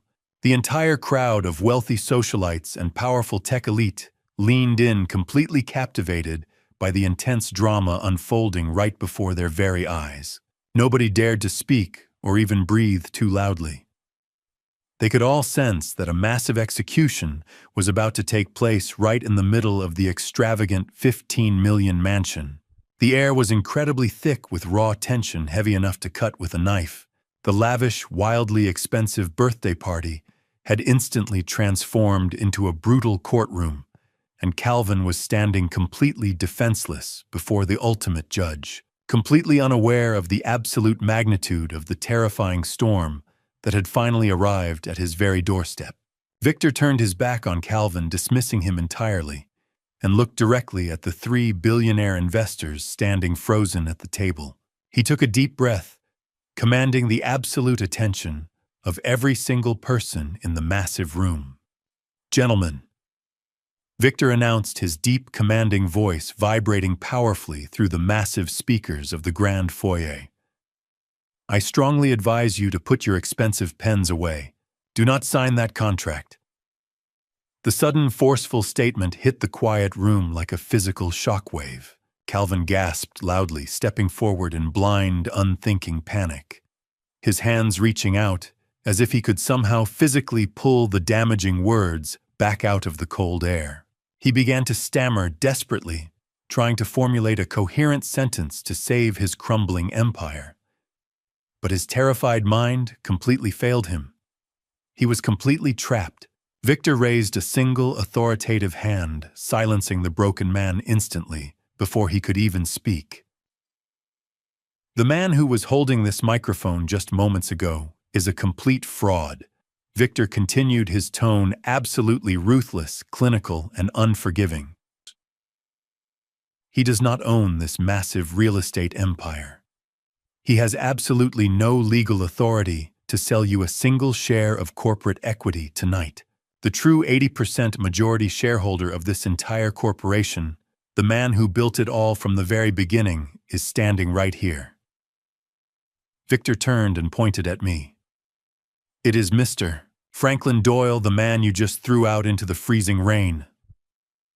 The gasp from the elite guests echoed like a thunderclap inside the foyer. The silence shattered into a wave of frantic whispers. The three billionaire investors immediately stepped away from the mahogany table. They looked at Calvin as if he had revealed a deadly disease. The gold pen remained on the table, the 15 million fraudulent contracts left unsigned. Calvin stood frozen, his styled hair sticking to his sweaty forehead. His eyes darted between the terrified investors, the Wall Street titan, and finally settling on me. The panic mutated into a desperate survival instinct. He threw his hands up, forcing a hollow laugh. This is completely ridiculous. Calvin stammered, his voice shaking violently as he tried to regain control. Please, gentlemen, do not listen to this nonsense. Mr. Thorne is clearly the victim of a terrible misunderstanding. He pointed a trembling finger directly at my face, his eyes wide with frantic fear. This old man is my father-in-law, and he is severely ill. He has been suffering from advanced dementia for over 3 years. His mind is gone. I took him into my home because he could no longer care for himself. He wanders around, making up delusional fantasies about owning my company. He does not own anything. He is a sick, confused old man who needs immediate medical attention. Calvin looked desperately at his wealthy friends. I built this empire from the ground up.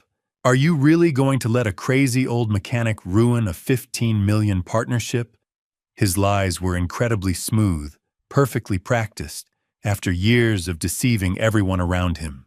For a brief second, I saw a flicker of doubt cross the face of the silver-haired investor.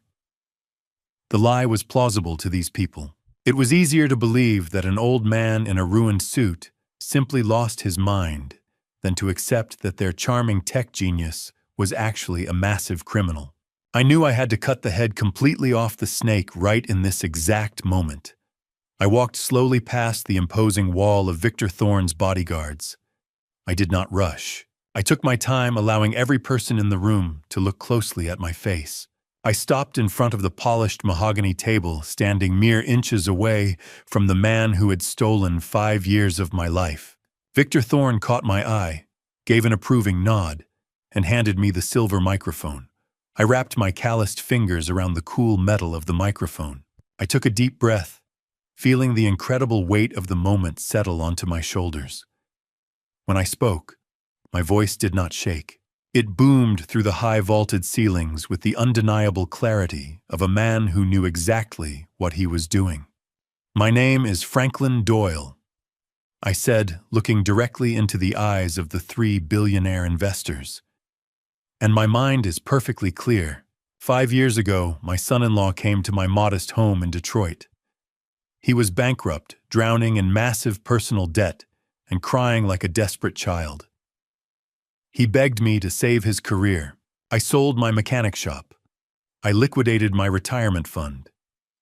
I took exactly $500,000, every penny I had to my name, and I handed it over to him. Because he was terrified of his wife finding out, he made me place the money into a highly secure blind trust. The ballroom was silent again, hanging on to my every word. Because of the exact legal structure of that specific trust, I continued, my voice growing stronger with every syllable. Yeah, that $500,000 was used as the sole initial seed capital for this entire holding company. Calvin never bought me out. He simply hid the truth from me. That original investment compounded entirely, leaving me as the sole legal owner of exactly 80% of this entire corporate empire. Calvin gasped, taking a stumbling step backward. No, he whispered weakly, realizing that his hidden secrets were finally being dragged out into the bright light. Just 1 month ago, I said, turning my gaze slowly back to the crowd. He handed me a stack of routine medical insurance forms. He used my absolute trust in him as a weapon. Hidden right in the middle of those medical papers was a fraudulent equity waiver. He tricked me into signing away my 80% ownership stake so he could steal the entire company out from under my nose. He thought I was just a clueless, uneducated old man. He thought he could throw me out into the freezing rain tonight, finalize his legal theft by tomorrow morning, and wash his hands of me forever. I took a step closer to Calvin. He was visibly shaking his eyes, darting frantically toward the heavy front doors. But the worst part of his deception is why he invited all of you here tonight. I announced, pointing directly at the 3 horrified tech investors. You are not here to celebrate my daughter. You are here because Calvin Carrington currently owes exactly $10 million to a highly organized, incredibly dangerous Russian syndicate. He lost his capital at underground high-stakes poker tables. He brought you here tonight to trick you into signing those contracts so he could steal your $15 million, pay off the ruthless mob, and leave you holding an empty, debt-ridden shell. The crowd erupted into total chaos. The wealthy investors cursed loudly, grabbing their coats and rushing frantically away from the table. The brilliant illusion was shattered. Calvin fell to his knees, the last ounce of his strength completely leaving his body.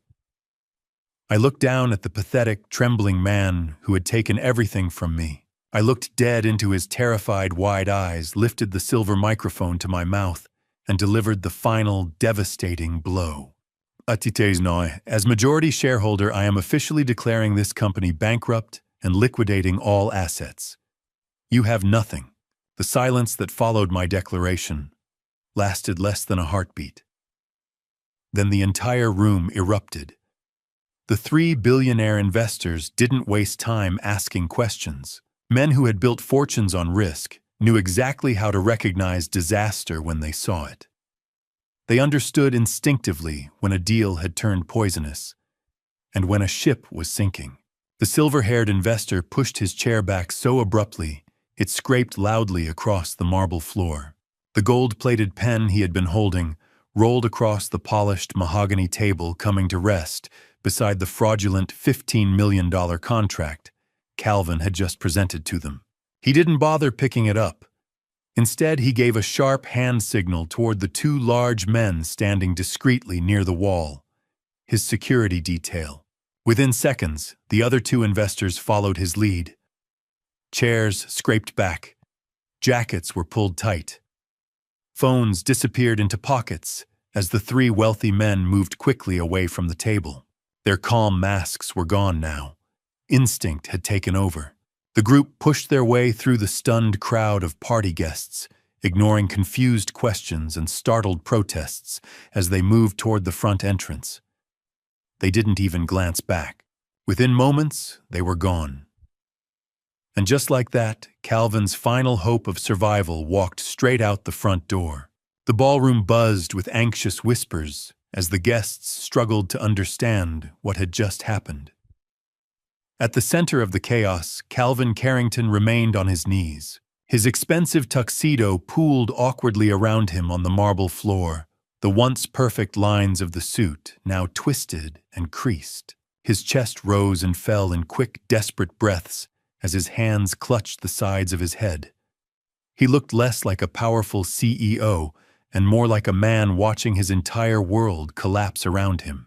Then a sharp voice shattered the rising panic. "What is going on here, Ashley?" Her voice sliced through the ballroom like a blade.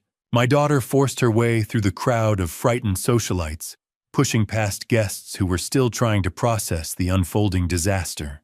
Her glittering birthday gown swished angrily around her legs as she stormed into the center of the room. Her eyes locked onto me immediately, and they burned with fury. "Why are you still here?" she demanded, her voice echoing against the vaulted ceilings. "I told security to throw you out. You are ruining my party. You are embarrassing me." Calvin said nothing. He didn't even look up. He simply stared at the marble floor beneath him, as if the answer might somehow be written there. Ashley let out an impatient scoff. To her, this entire situation still looked like nothing more than a petty family conflict. She had no idea that the ground beneath her life had already collapsed. Reaching into her sparkling diamond-studded clutch, she pulled out her phone with an irritated flick of her wrist. "You don't own anything," she sneered at me. "Calvin is the CEO. Our company is worth tens of millions." Her voice dripped with arrogant certainty. "I'm calling my private bankers right now to end this nonsense." Her fingers moved quickly across the screen as she opened her financial application. I said nothing. I simply watched and waited. It took less than 3 seconds. The smug expression vanished from her face so quickly, it looked almost unreal. Her lips parted as she stared down at the glowing screen in disbelief. For a moment, she couldn't speak. The pale light of the phone illuminated her face, revealing what she was seeing. Every account, every credit line, every joint investment. Zero. Frozen. Gone. Her hand began to tremble. We're broke," she whispered, her voice barely audible. Her eyes darted toward Calvin. "Calvin, all of our accounts are locked." Her breathing grew shallow as the truth finally forced its way into her mind. "We have nothing." But before Calvin could even attempt to respond, the atmosphere in the grand foyer shifted once again. And this time the change was far more dangerous than frozen bank accounts. The sound of the raging storm outside was pierced by the high-pitched wail of approaching sirens. The noise grew louder and more aggressive with every passing second, echoing ominously through the exclusive hills of Calabasas.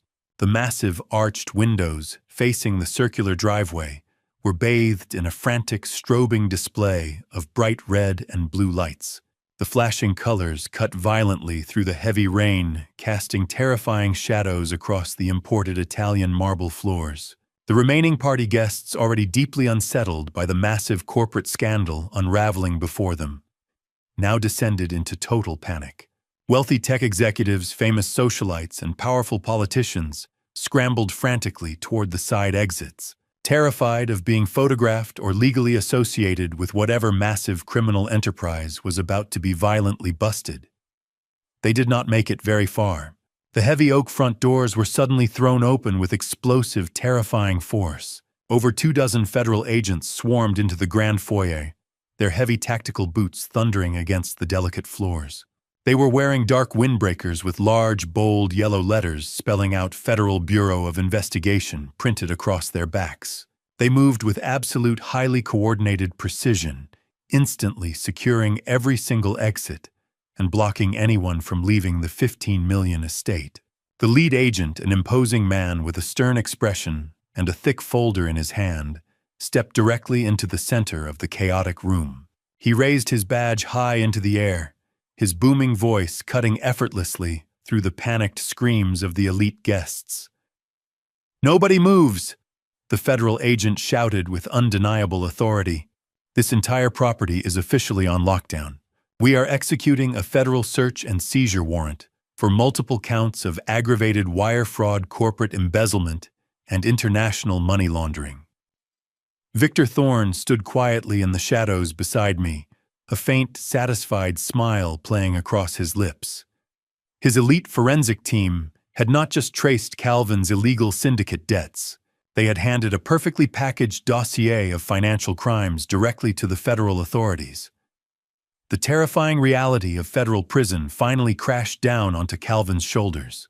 He scrambled to his feet, his eyes darting frantically, as agents began forcefully confiscating computers and financial records from his terrified staff.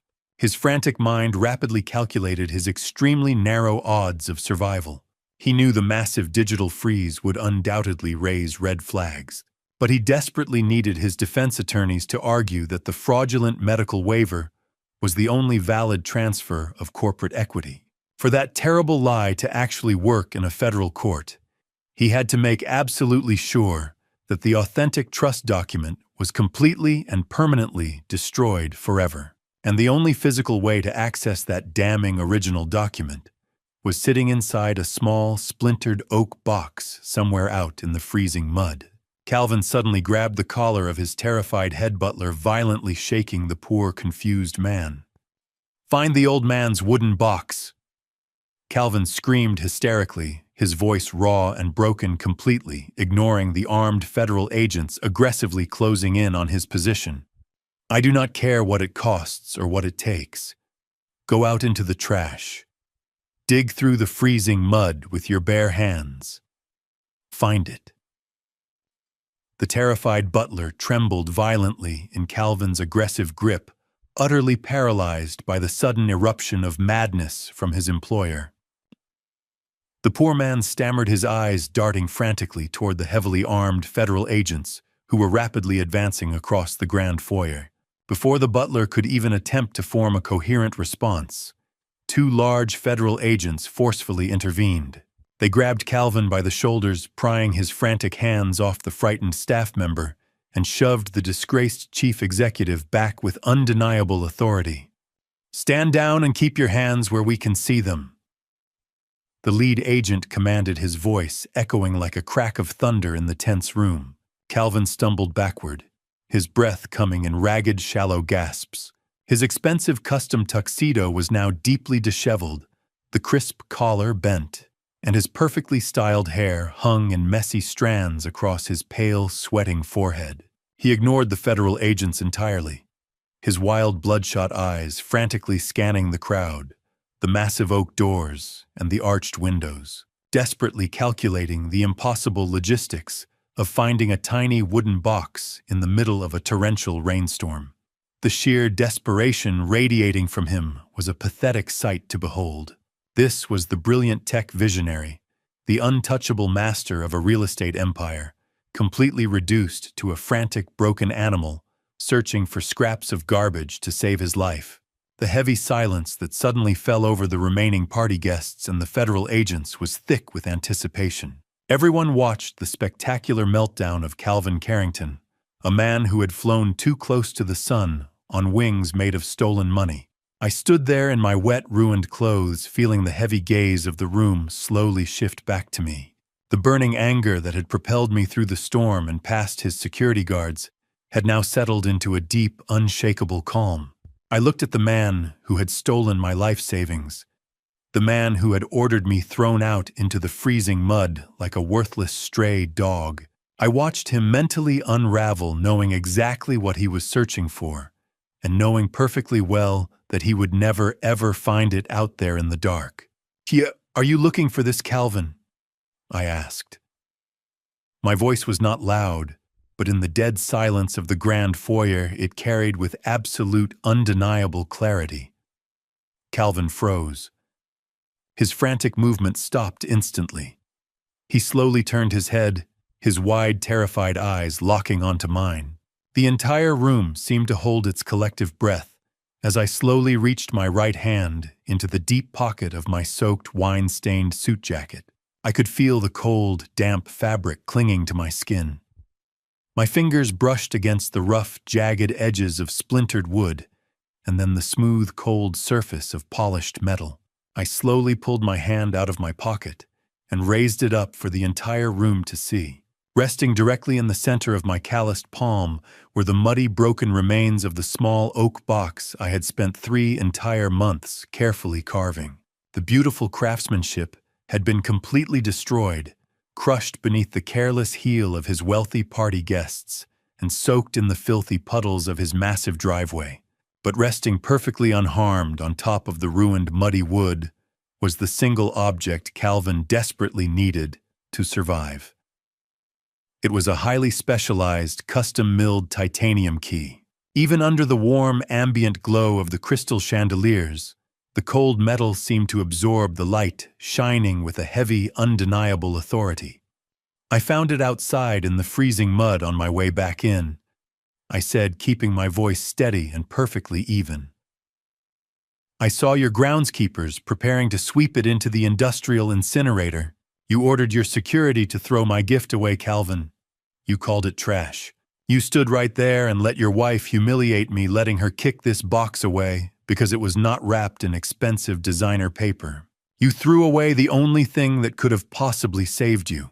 Calvin stared at the shining titanium key, his jaw trembling uncontrollably. His eyes were wide with a horrifying realization that completely shattered his fragile mind. "Do you know what this key opens?" I asked, taking one slow, deliberate step closer to him. "This key belongs to a highly secure private safety deposit box, located in a subterranean vault in downtown Los Angeles. And inside that specific steel box sits the original, unaltered master trust document from exactly 5 years ago.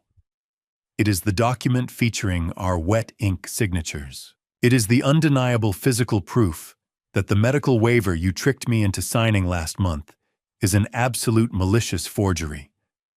Without this key, you could have lied to the federal judges. You could have claimed the digital freeze was a terrible mistake. You could have walked away with your stolen millions and left me to die in poverty.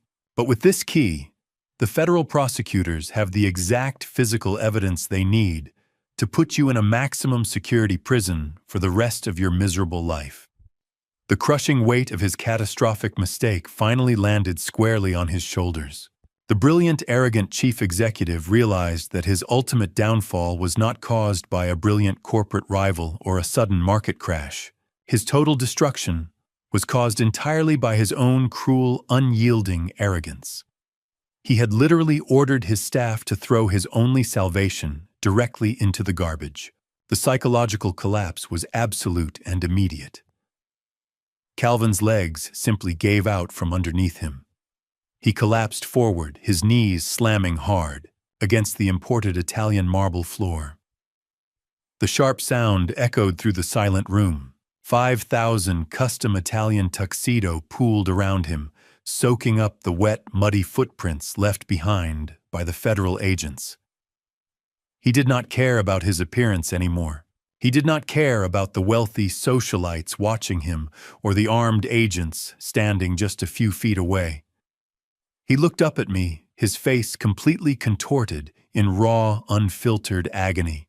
Hot tears began to stream rapidly down his pale cheeks, mixing with the heavy layer of sweat on his forehead. He raised his trembling hands, clasping them together in a desperate, pathetic gesture of prayer. "Please, Franklin!" Calvin sobbed hysterically, his voice cracking into a high, pitiful whine. "Please, I am begging you. Do not do this to me. I was wrong. I was so incredibly wrong. I will give you everything back. I will sign the company over to you right now. I will walk away with nothing. Just please, please give me the key. You cannot let them take me to prison. I will not survive in there. You are a good man, Franklin. You are family. Please save me." Calvin's pathetic, broken pleas hung in the stagnant air of the grand foyer, echoing against the imported Italian marble walls. He remained on his knees, his hands clasped together in a desperate posture of prayer, tears streaming rapidly down his pale face. The federal agents surrounding him did not show a single ounce of sympathy. They had seen countless arrogant, wealthy criminals collapse just like this, when the terrifying reality of federal prison finally caught up to them. I stood perfectly still, looking down at the man who had systematically destroyed my life for the past 5 years. I felt absolutely nothing for him. No pity, no anger, just a profound, hollow emptiness. But before I could even open my mouth to respond to his pathetic begging, a sudden blur of motion caught the corner of my eye. It was Ashley. My daughter had been standing off to the side, completely frozen in a state of absolute shock, ever since she saw the zero balance on her banking application. But as she watched Calvin groveling on the floor, weeping and frantically offering to surrender the entire corporate empire, a dark, calculating survival instinct violently snapped awake inside her mind. She realized with sudden absolute clarity that the sinking ship was completely submerged, and Calvin was an anchor securely tied around her neck. Without a single moment of hesitation, she marched aggressively across the wet, muddy floor in her custom designer birthday gown. She stopped right next to her sobbing husband, drew back her expensive high-heeled shoe, and viciously kicked him squarely in the ribs. Calvin gasped in pain, falling sideways onto the hard marble floor and clutching his side. Ashley stood over him, her face completely twisted into a mask of pure, unadulterated rage. "You disgusting monster!" She screamed, her shrill voice cutting violently through the heavy silence of the room.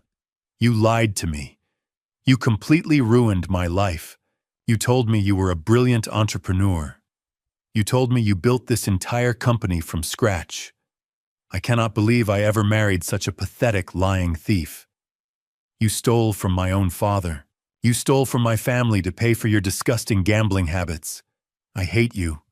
I never want to see your face again."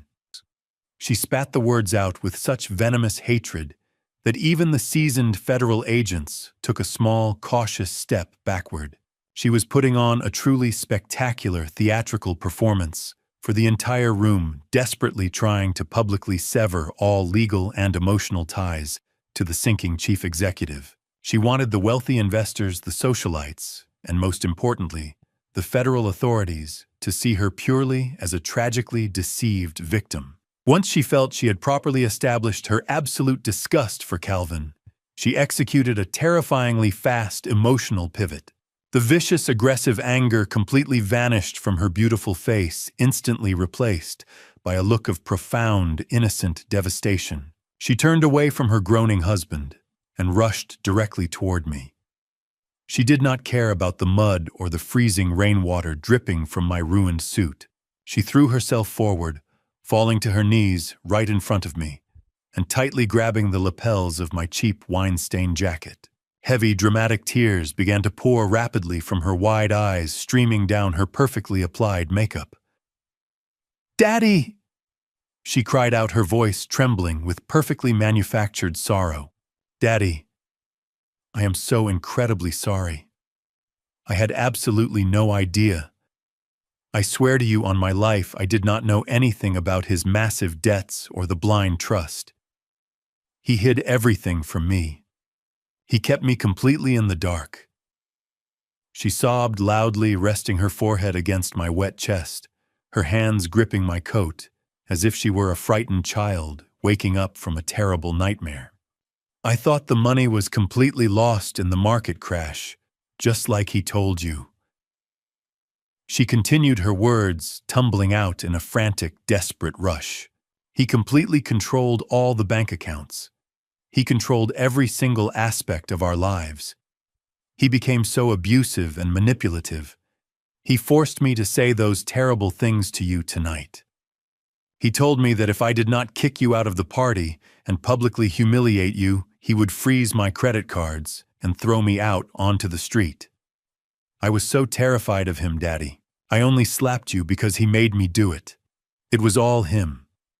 Please, you have to believe me. Please protect me. I am your little girl." I stood there like a statue listening to her desperate, frantic lies.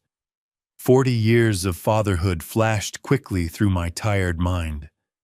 I remembered holding her when she was just a baby. I remembered working double shifts at the hot, greasy mechanic shop just to pay for her expensive ballet lessons and her out-of-state college tuition. I remembered walking her down the aisle believing I was handing my precious daughter over to a man who would love and protect her. For a very long time, I would have done absolutely anything to keep her safe. If she had come to me crying like this just 1 month ago, my heart would have completely shattered, and I would have moved mountains to shield her from the painful consequences of the world. But as I looked down at her now, desperately clinging to my ruined clothes and spinning a web of completely pathetic lies, my heart remained entirely cold. The painful, devastating truth was right in front of my eyes. The sweet, innocent daughter I had loved and sacrificed everything for had died a very long time ago. The woman sobbing at my feet was nothing more than a greedy, hollow shell, a deeply selfish parasite who only cared about her luxurious lifestyle, completely willing to throw her own husband into the fire the very second the money disappeared. She did not love me. She only loved the massive financial power I suddenly held in my hands. I slowly reached down and grabbed her wrists. My grip was incredibly firm, completely lacking any parental warmth or gentle affection. I forcefully peeled her manicured hands off my wet jacket and took a slow, deliberate step backward, completely severing the physical connection between us. The fake tears instantly stopped flowing. She looked up at me, her wide eyes flashing with a sudden genuine spike of pure panic, as she realized her theatrical performance was completely failing to move me. I looked down at her with absolute zero emotion, my voice sounding like cracking ice in the quiet, tense room. "Are you sure about that, Ashley?" I asked coldly. "And are you absolutely sure you had no idea?" Before she could desperately formulate another frantic lie to save herself, Victor Thorne stepped smoothly out of the dark shadows directly behind me. The powerful Wall Street billionaire did not say a single word. He simply reached into the inner pocket of his immaculate custom-tailored suit and slowly pulled out a small, sleek digital audio recorder. Victor held the small silver device between his thumb and forefinger, presenting it to me like a loaded weapon. The red recording light on the top of the device blinked steadily, a tiny beacon of absolute truth in a room completely suffocated by lies. Ashley stared at the digital recorder, her perfectly manicured hands slowly dropping away from the wet fabric of my suit jacket. Her tear-stained face contorted in sudden, genuine confusion. She had spent her entire life believing she was the smartest person in any given room, completely convinced that her manipulative charm could easily erase any terrible mistake. But as I took the sleek audio recorder from Victor's outstretched hand, I watched the absolute certainty completely drain from her wide eyes. Vanguard Holdings does not just conduct standard financial audits when they prepare to acquire a multi-million-dollar corporate empire, I explained softly, looking down at my kneeling daughter. They employ former intelligence officers. They monitor private servers, intercept encrypted emails, and carefully record cellular communications to ensure they are not buying a criminal enterprise. They captured hundreds of hours of your private phone calls, Ashley. I held the digital device up high so the entire room could clearly see it. The armed federal agents stood perfectly still, their hands resting cautiously on their dark tactical belts, completely captivated by the unfolding family drama. Even Calvin paused his pathetic, hysterical sobbing, slowly lifting his heavy head from the cold marble floor to stare at the small silver machine. The ambient noise in the grand foyer dropped to an absolute dead silence. I did not hesitate for another second. I firmly pressed the play button on the side of the device. A brief hiss of digital static filled the expansive room instantly, followed by the crystal-clear audio of a telephone conversation. It was a recorded call from exactly 2 days ago, and the voice echoing powerfully through the massive acoustics of the luxury mansion did not belong to Calvin. It belonged entirely to the woman currently kneeling right at my feet. The arrogant, highly impatient tone of my daughter's recorded voice sliced through the heavy tension of the room like a sharpened butcher knife. She sounded completely bored, casually discussing my terrible fate, while undoubtedly sitting in a luxury salon or a high-end retail store. Just make the old idiot sign the medical papers. Ashley's recorded voice sneered with unimaginable cruelty. The sheer venom in her tone was entirely unrecognizable from the weeping, innocent victim she had just pretended to be moments ago. Though once we get him declared incompetent and lock him in a nursing home, we get the 80%. And I never have to look at his ugly face again. The recording captured a short, dismissive laugh, a sound so entirely devoid of basic human empathy that it sent a violent chill right down my spine. Then the intercepted call abruptly ended. The sharp digital click of the device turning off echoed loudly in the quiet room. The devastating impact of her own words was immediate and absolute. The carefully constructed illusion of her innocence shattered into a million irreparable pieces right in front of the federal authorities. Ashley completely froze in place, her mouth hanging slightly open in pure, unadulterated shock. The fake theatrical tears on her pale cheeks dried instantly, replaced by the terrifying realization that she had just been publicly exposed as the true architect of my misery. She had known absolutely everything from the very beginning. She had actively planned my total destruction with cold, calculated precision. She genuinely wanted me locked away in a secure psychiatric ward so she could freely spend the millions of dollars I had sacrificed my entire life to build. The federal investigators exchanged grim, knowing looks with one another. They had dealt with countless ruthless corporate conspirators, and Ashley had just provided them with absolute, undeniable proof of her active participation in a massive federal fraud. Calvin looked up at his wife from his humiliating position on the cold floor. He finally realized she had just viciously kicked him and abandoned him to save herself, only to be immediately exposed as an equal partner in the terrible crime.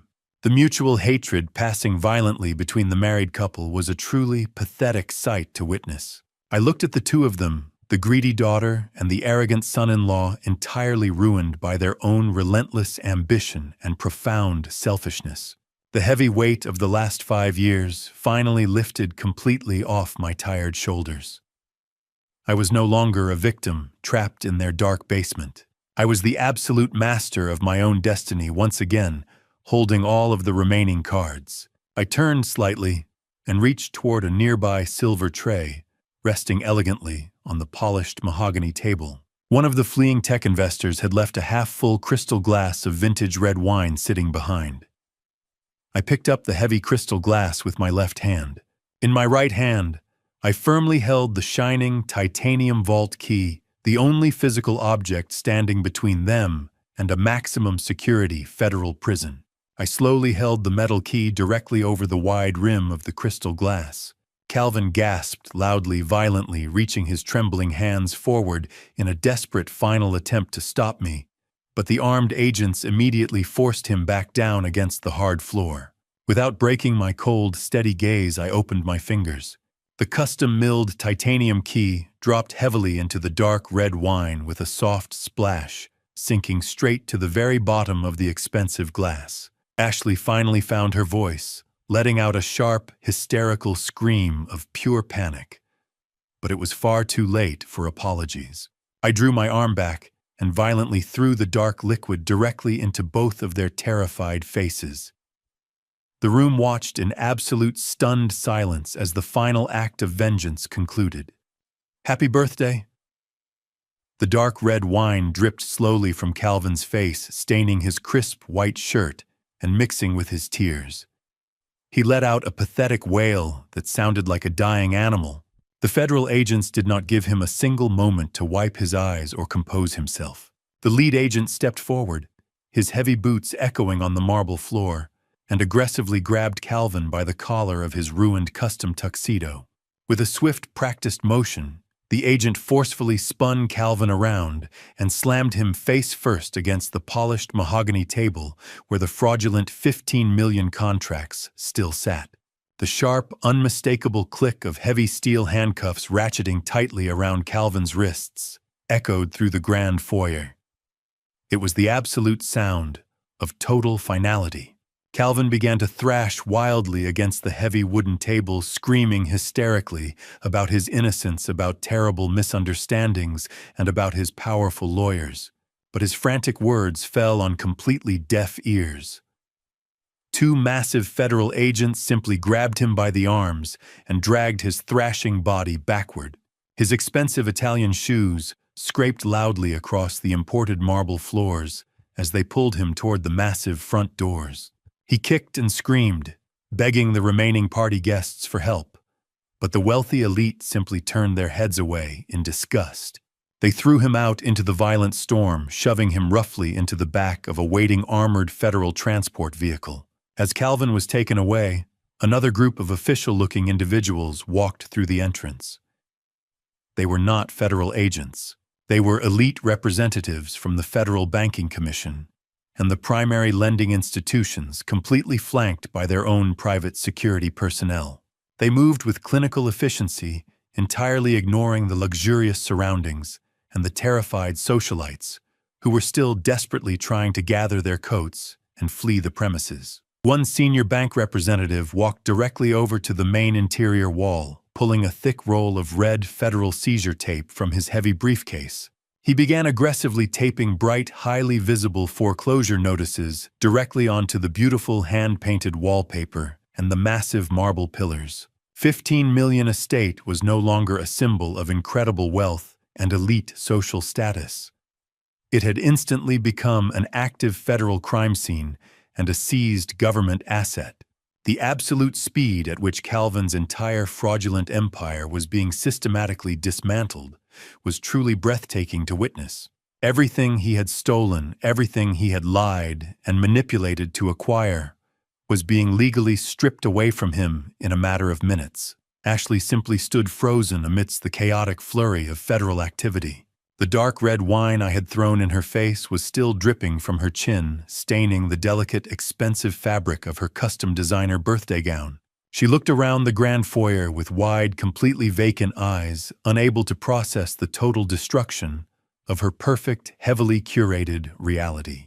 A female federal agent approached her with a stern, completely uncompromising expression. "You need to vacate the premises immediately, ma'am," the agent commanded, firmly pointing directly toward the open front doors. "This entire property, including all physical contents, vehicles, and personal belongings inside, has been officially seized by the United States federal government, pending a massive criminal investigation. You are legally trespassing." Ashley gasped, her hands flying to her stained chest in absolute horror. "You cannot do this to me," she shrieked, her voice cracking with pure panic. "I live here. All of my clothes, my expensive jewelry, my life is in this house. You cannot just throw me out into the street." The federal agent did not flinch or offer a single ounce of sympathy. "You have 2 minutes to walk out that door voluntarily," the agent stated coldly, "or you will be placed in handcuffs and physically removed for obstructing a federal seizure operation." Ashley desperately looked toward me, her tear-filled eyes silently begging for a sudden miraculous rescue. But I simply turned my back on her and began walking slowly toward the front entrance. I stepped out through the heavy oak doors, leaving the chaotic, flashing lights of the grand foyer entirely behind me. The freezing rain was still pouring down in thick, relentless sheets. I walked down the stone steps and across the muddy driveway, making my way back to the midnight black Bentley, where Victor Thorne was already waiting for me. I climbed into the warm, luxurious cabin, sinking deeply into the pristine leather seat. A few moments later, I looked out through the rain-streaked tinted window. 2 federal agents had grabbed my daughter by the arms and forcefully escorted her out of the mansion. They pushed her down the wet stone steps and left her standing alone in the massive circular driveway. She was wearing nothing but her thin, soaking wet birthday dress. The freezing rain plastered her hair to her face, washing away her expensive makeup. She wrapped her bare arms tightly around her shivering body, completely surrounded by crushed flowers, deep mud, and the bright, terrifying flashing lights of the police cruisers. She was standing in the exact same spot, where she had violently thrown me away like garbage just 1 hour ago. The poetic justice of the terrifying moment was completely undeniable. She looked completely pathetic, shivering violently in the terrible cold, finally experiencing the harsh, unforgiving reality she had so casually inflicted upon her own father. She slowly looked up through the heavy, relentless rain and met my eyes through the thick, tinted glass of the luxury vehicle. She opened her mouth desperately, crying out my name, begging for one final chance at forgiveness. But the time for terrible lies and fake tears was entirely over. I did not feel a single ounce of pity or regret. I calmly raised my right hand and pressed the silver button on the door panel. The thick glass window slowly rolled all the way up, completely silencing her desperate, screaming voice forever. As the massive, luxurious, midnight black Bentley pulled away from the chaotic, heavily guarded crime scene, I leaned my head back against the soft leather headrest and closed my tired eyes. The heavy, relentless rain that had battered the city all evening was finally beginning to slow down, turning into a very soft, gentle drizzle against the thick windshield. I listened to the smooth, quiet hum of the powerful engine, feeling a profound, completely unbreakable sense of peace settle deeply into my weary, aging bones. Victor Thorne sat quietly across from me respectfully, giving me the time and the space I needed to fully process the absolute magnitude of the incredible events that had just occurred tonight. I slowly opened my eyes and looked out the side window one last time. The flashing red and blue lights of the federal cruisers faded away into the dark, winding roads of the exclusive Calabasas Hills. I was leaving that 15 million mansion and the extremely toxic people inside it firmly in the rearview mirror of my life. I never looked back again, completely closing that dark chapter of my life forever. The aftermath of that explosive night was swift and incredibly brutal. The federal authorities tore through Calvin Carrington's fraudulent real estate empire with surgical precision. Because I had successfully provided the original trust document and the intercepted audio recordings, the skilled prosecutors had an absolute airtight case. Calvin pleaded guilty to multiple counts of aggravated wire fraud and international money laundering, desperately trying to significantly reduce his lengthy sentence. But the federal judge showed him absolutely no mercy. He was sentenced to 20 long years in a maximum security prison, completely stripped of his expensive custom suits and his arrogant charm.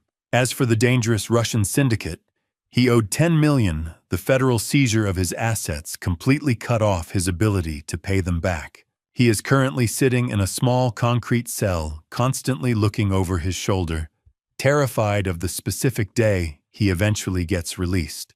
My daughter Ashley walked away from the massive wreckage with absolutely nothing to her name. Because the federal government permanently seized all the assets purchased with stolen corporate funds, she was completely evicted and strictly forced to surrender her designer wardrobe, her luxury vehicles, and her extravagant jewelry.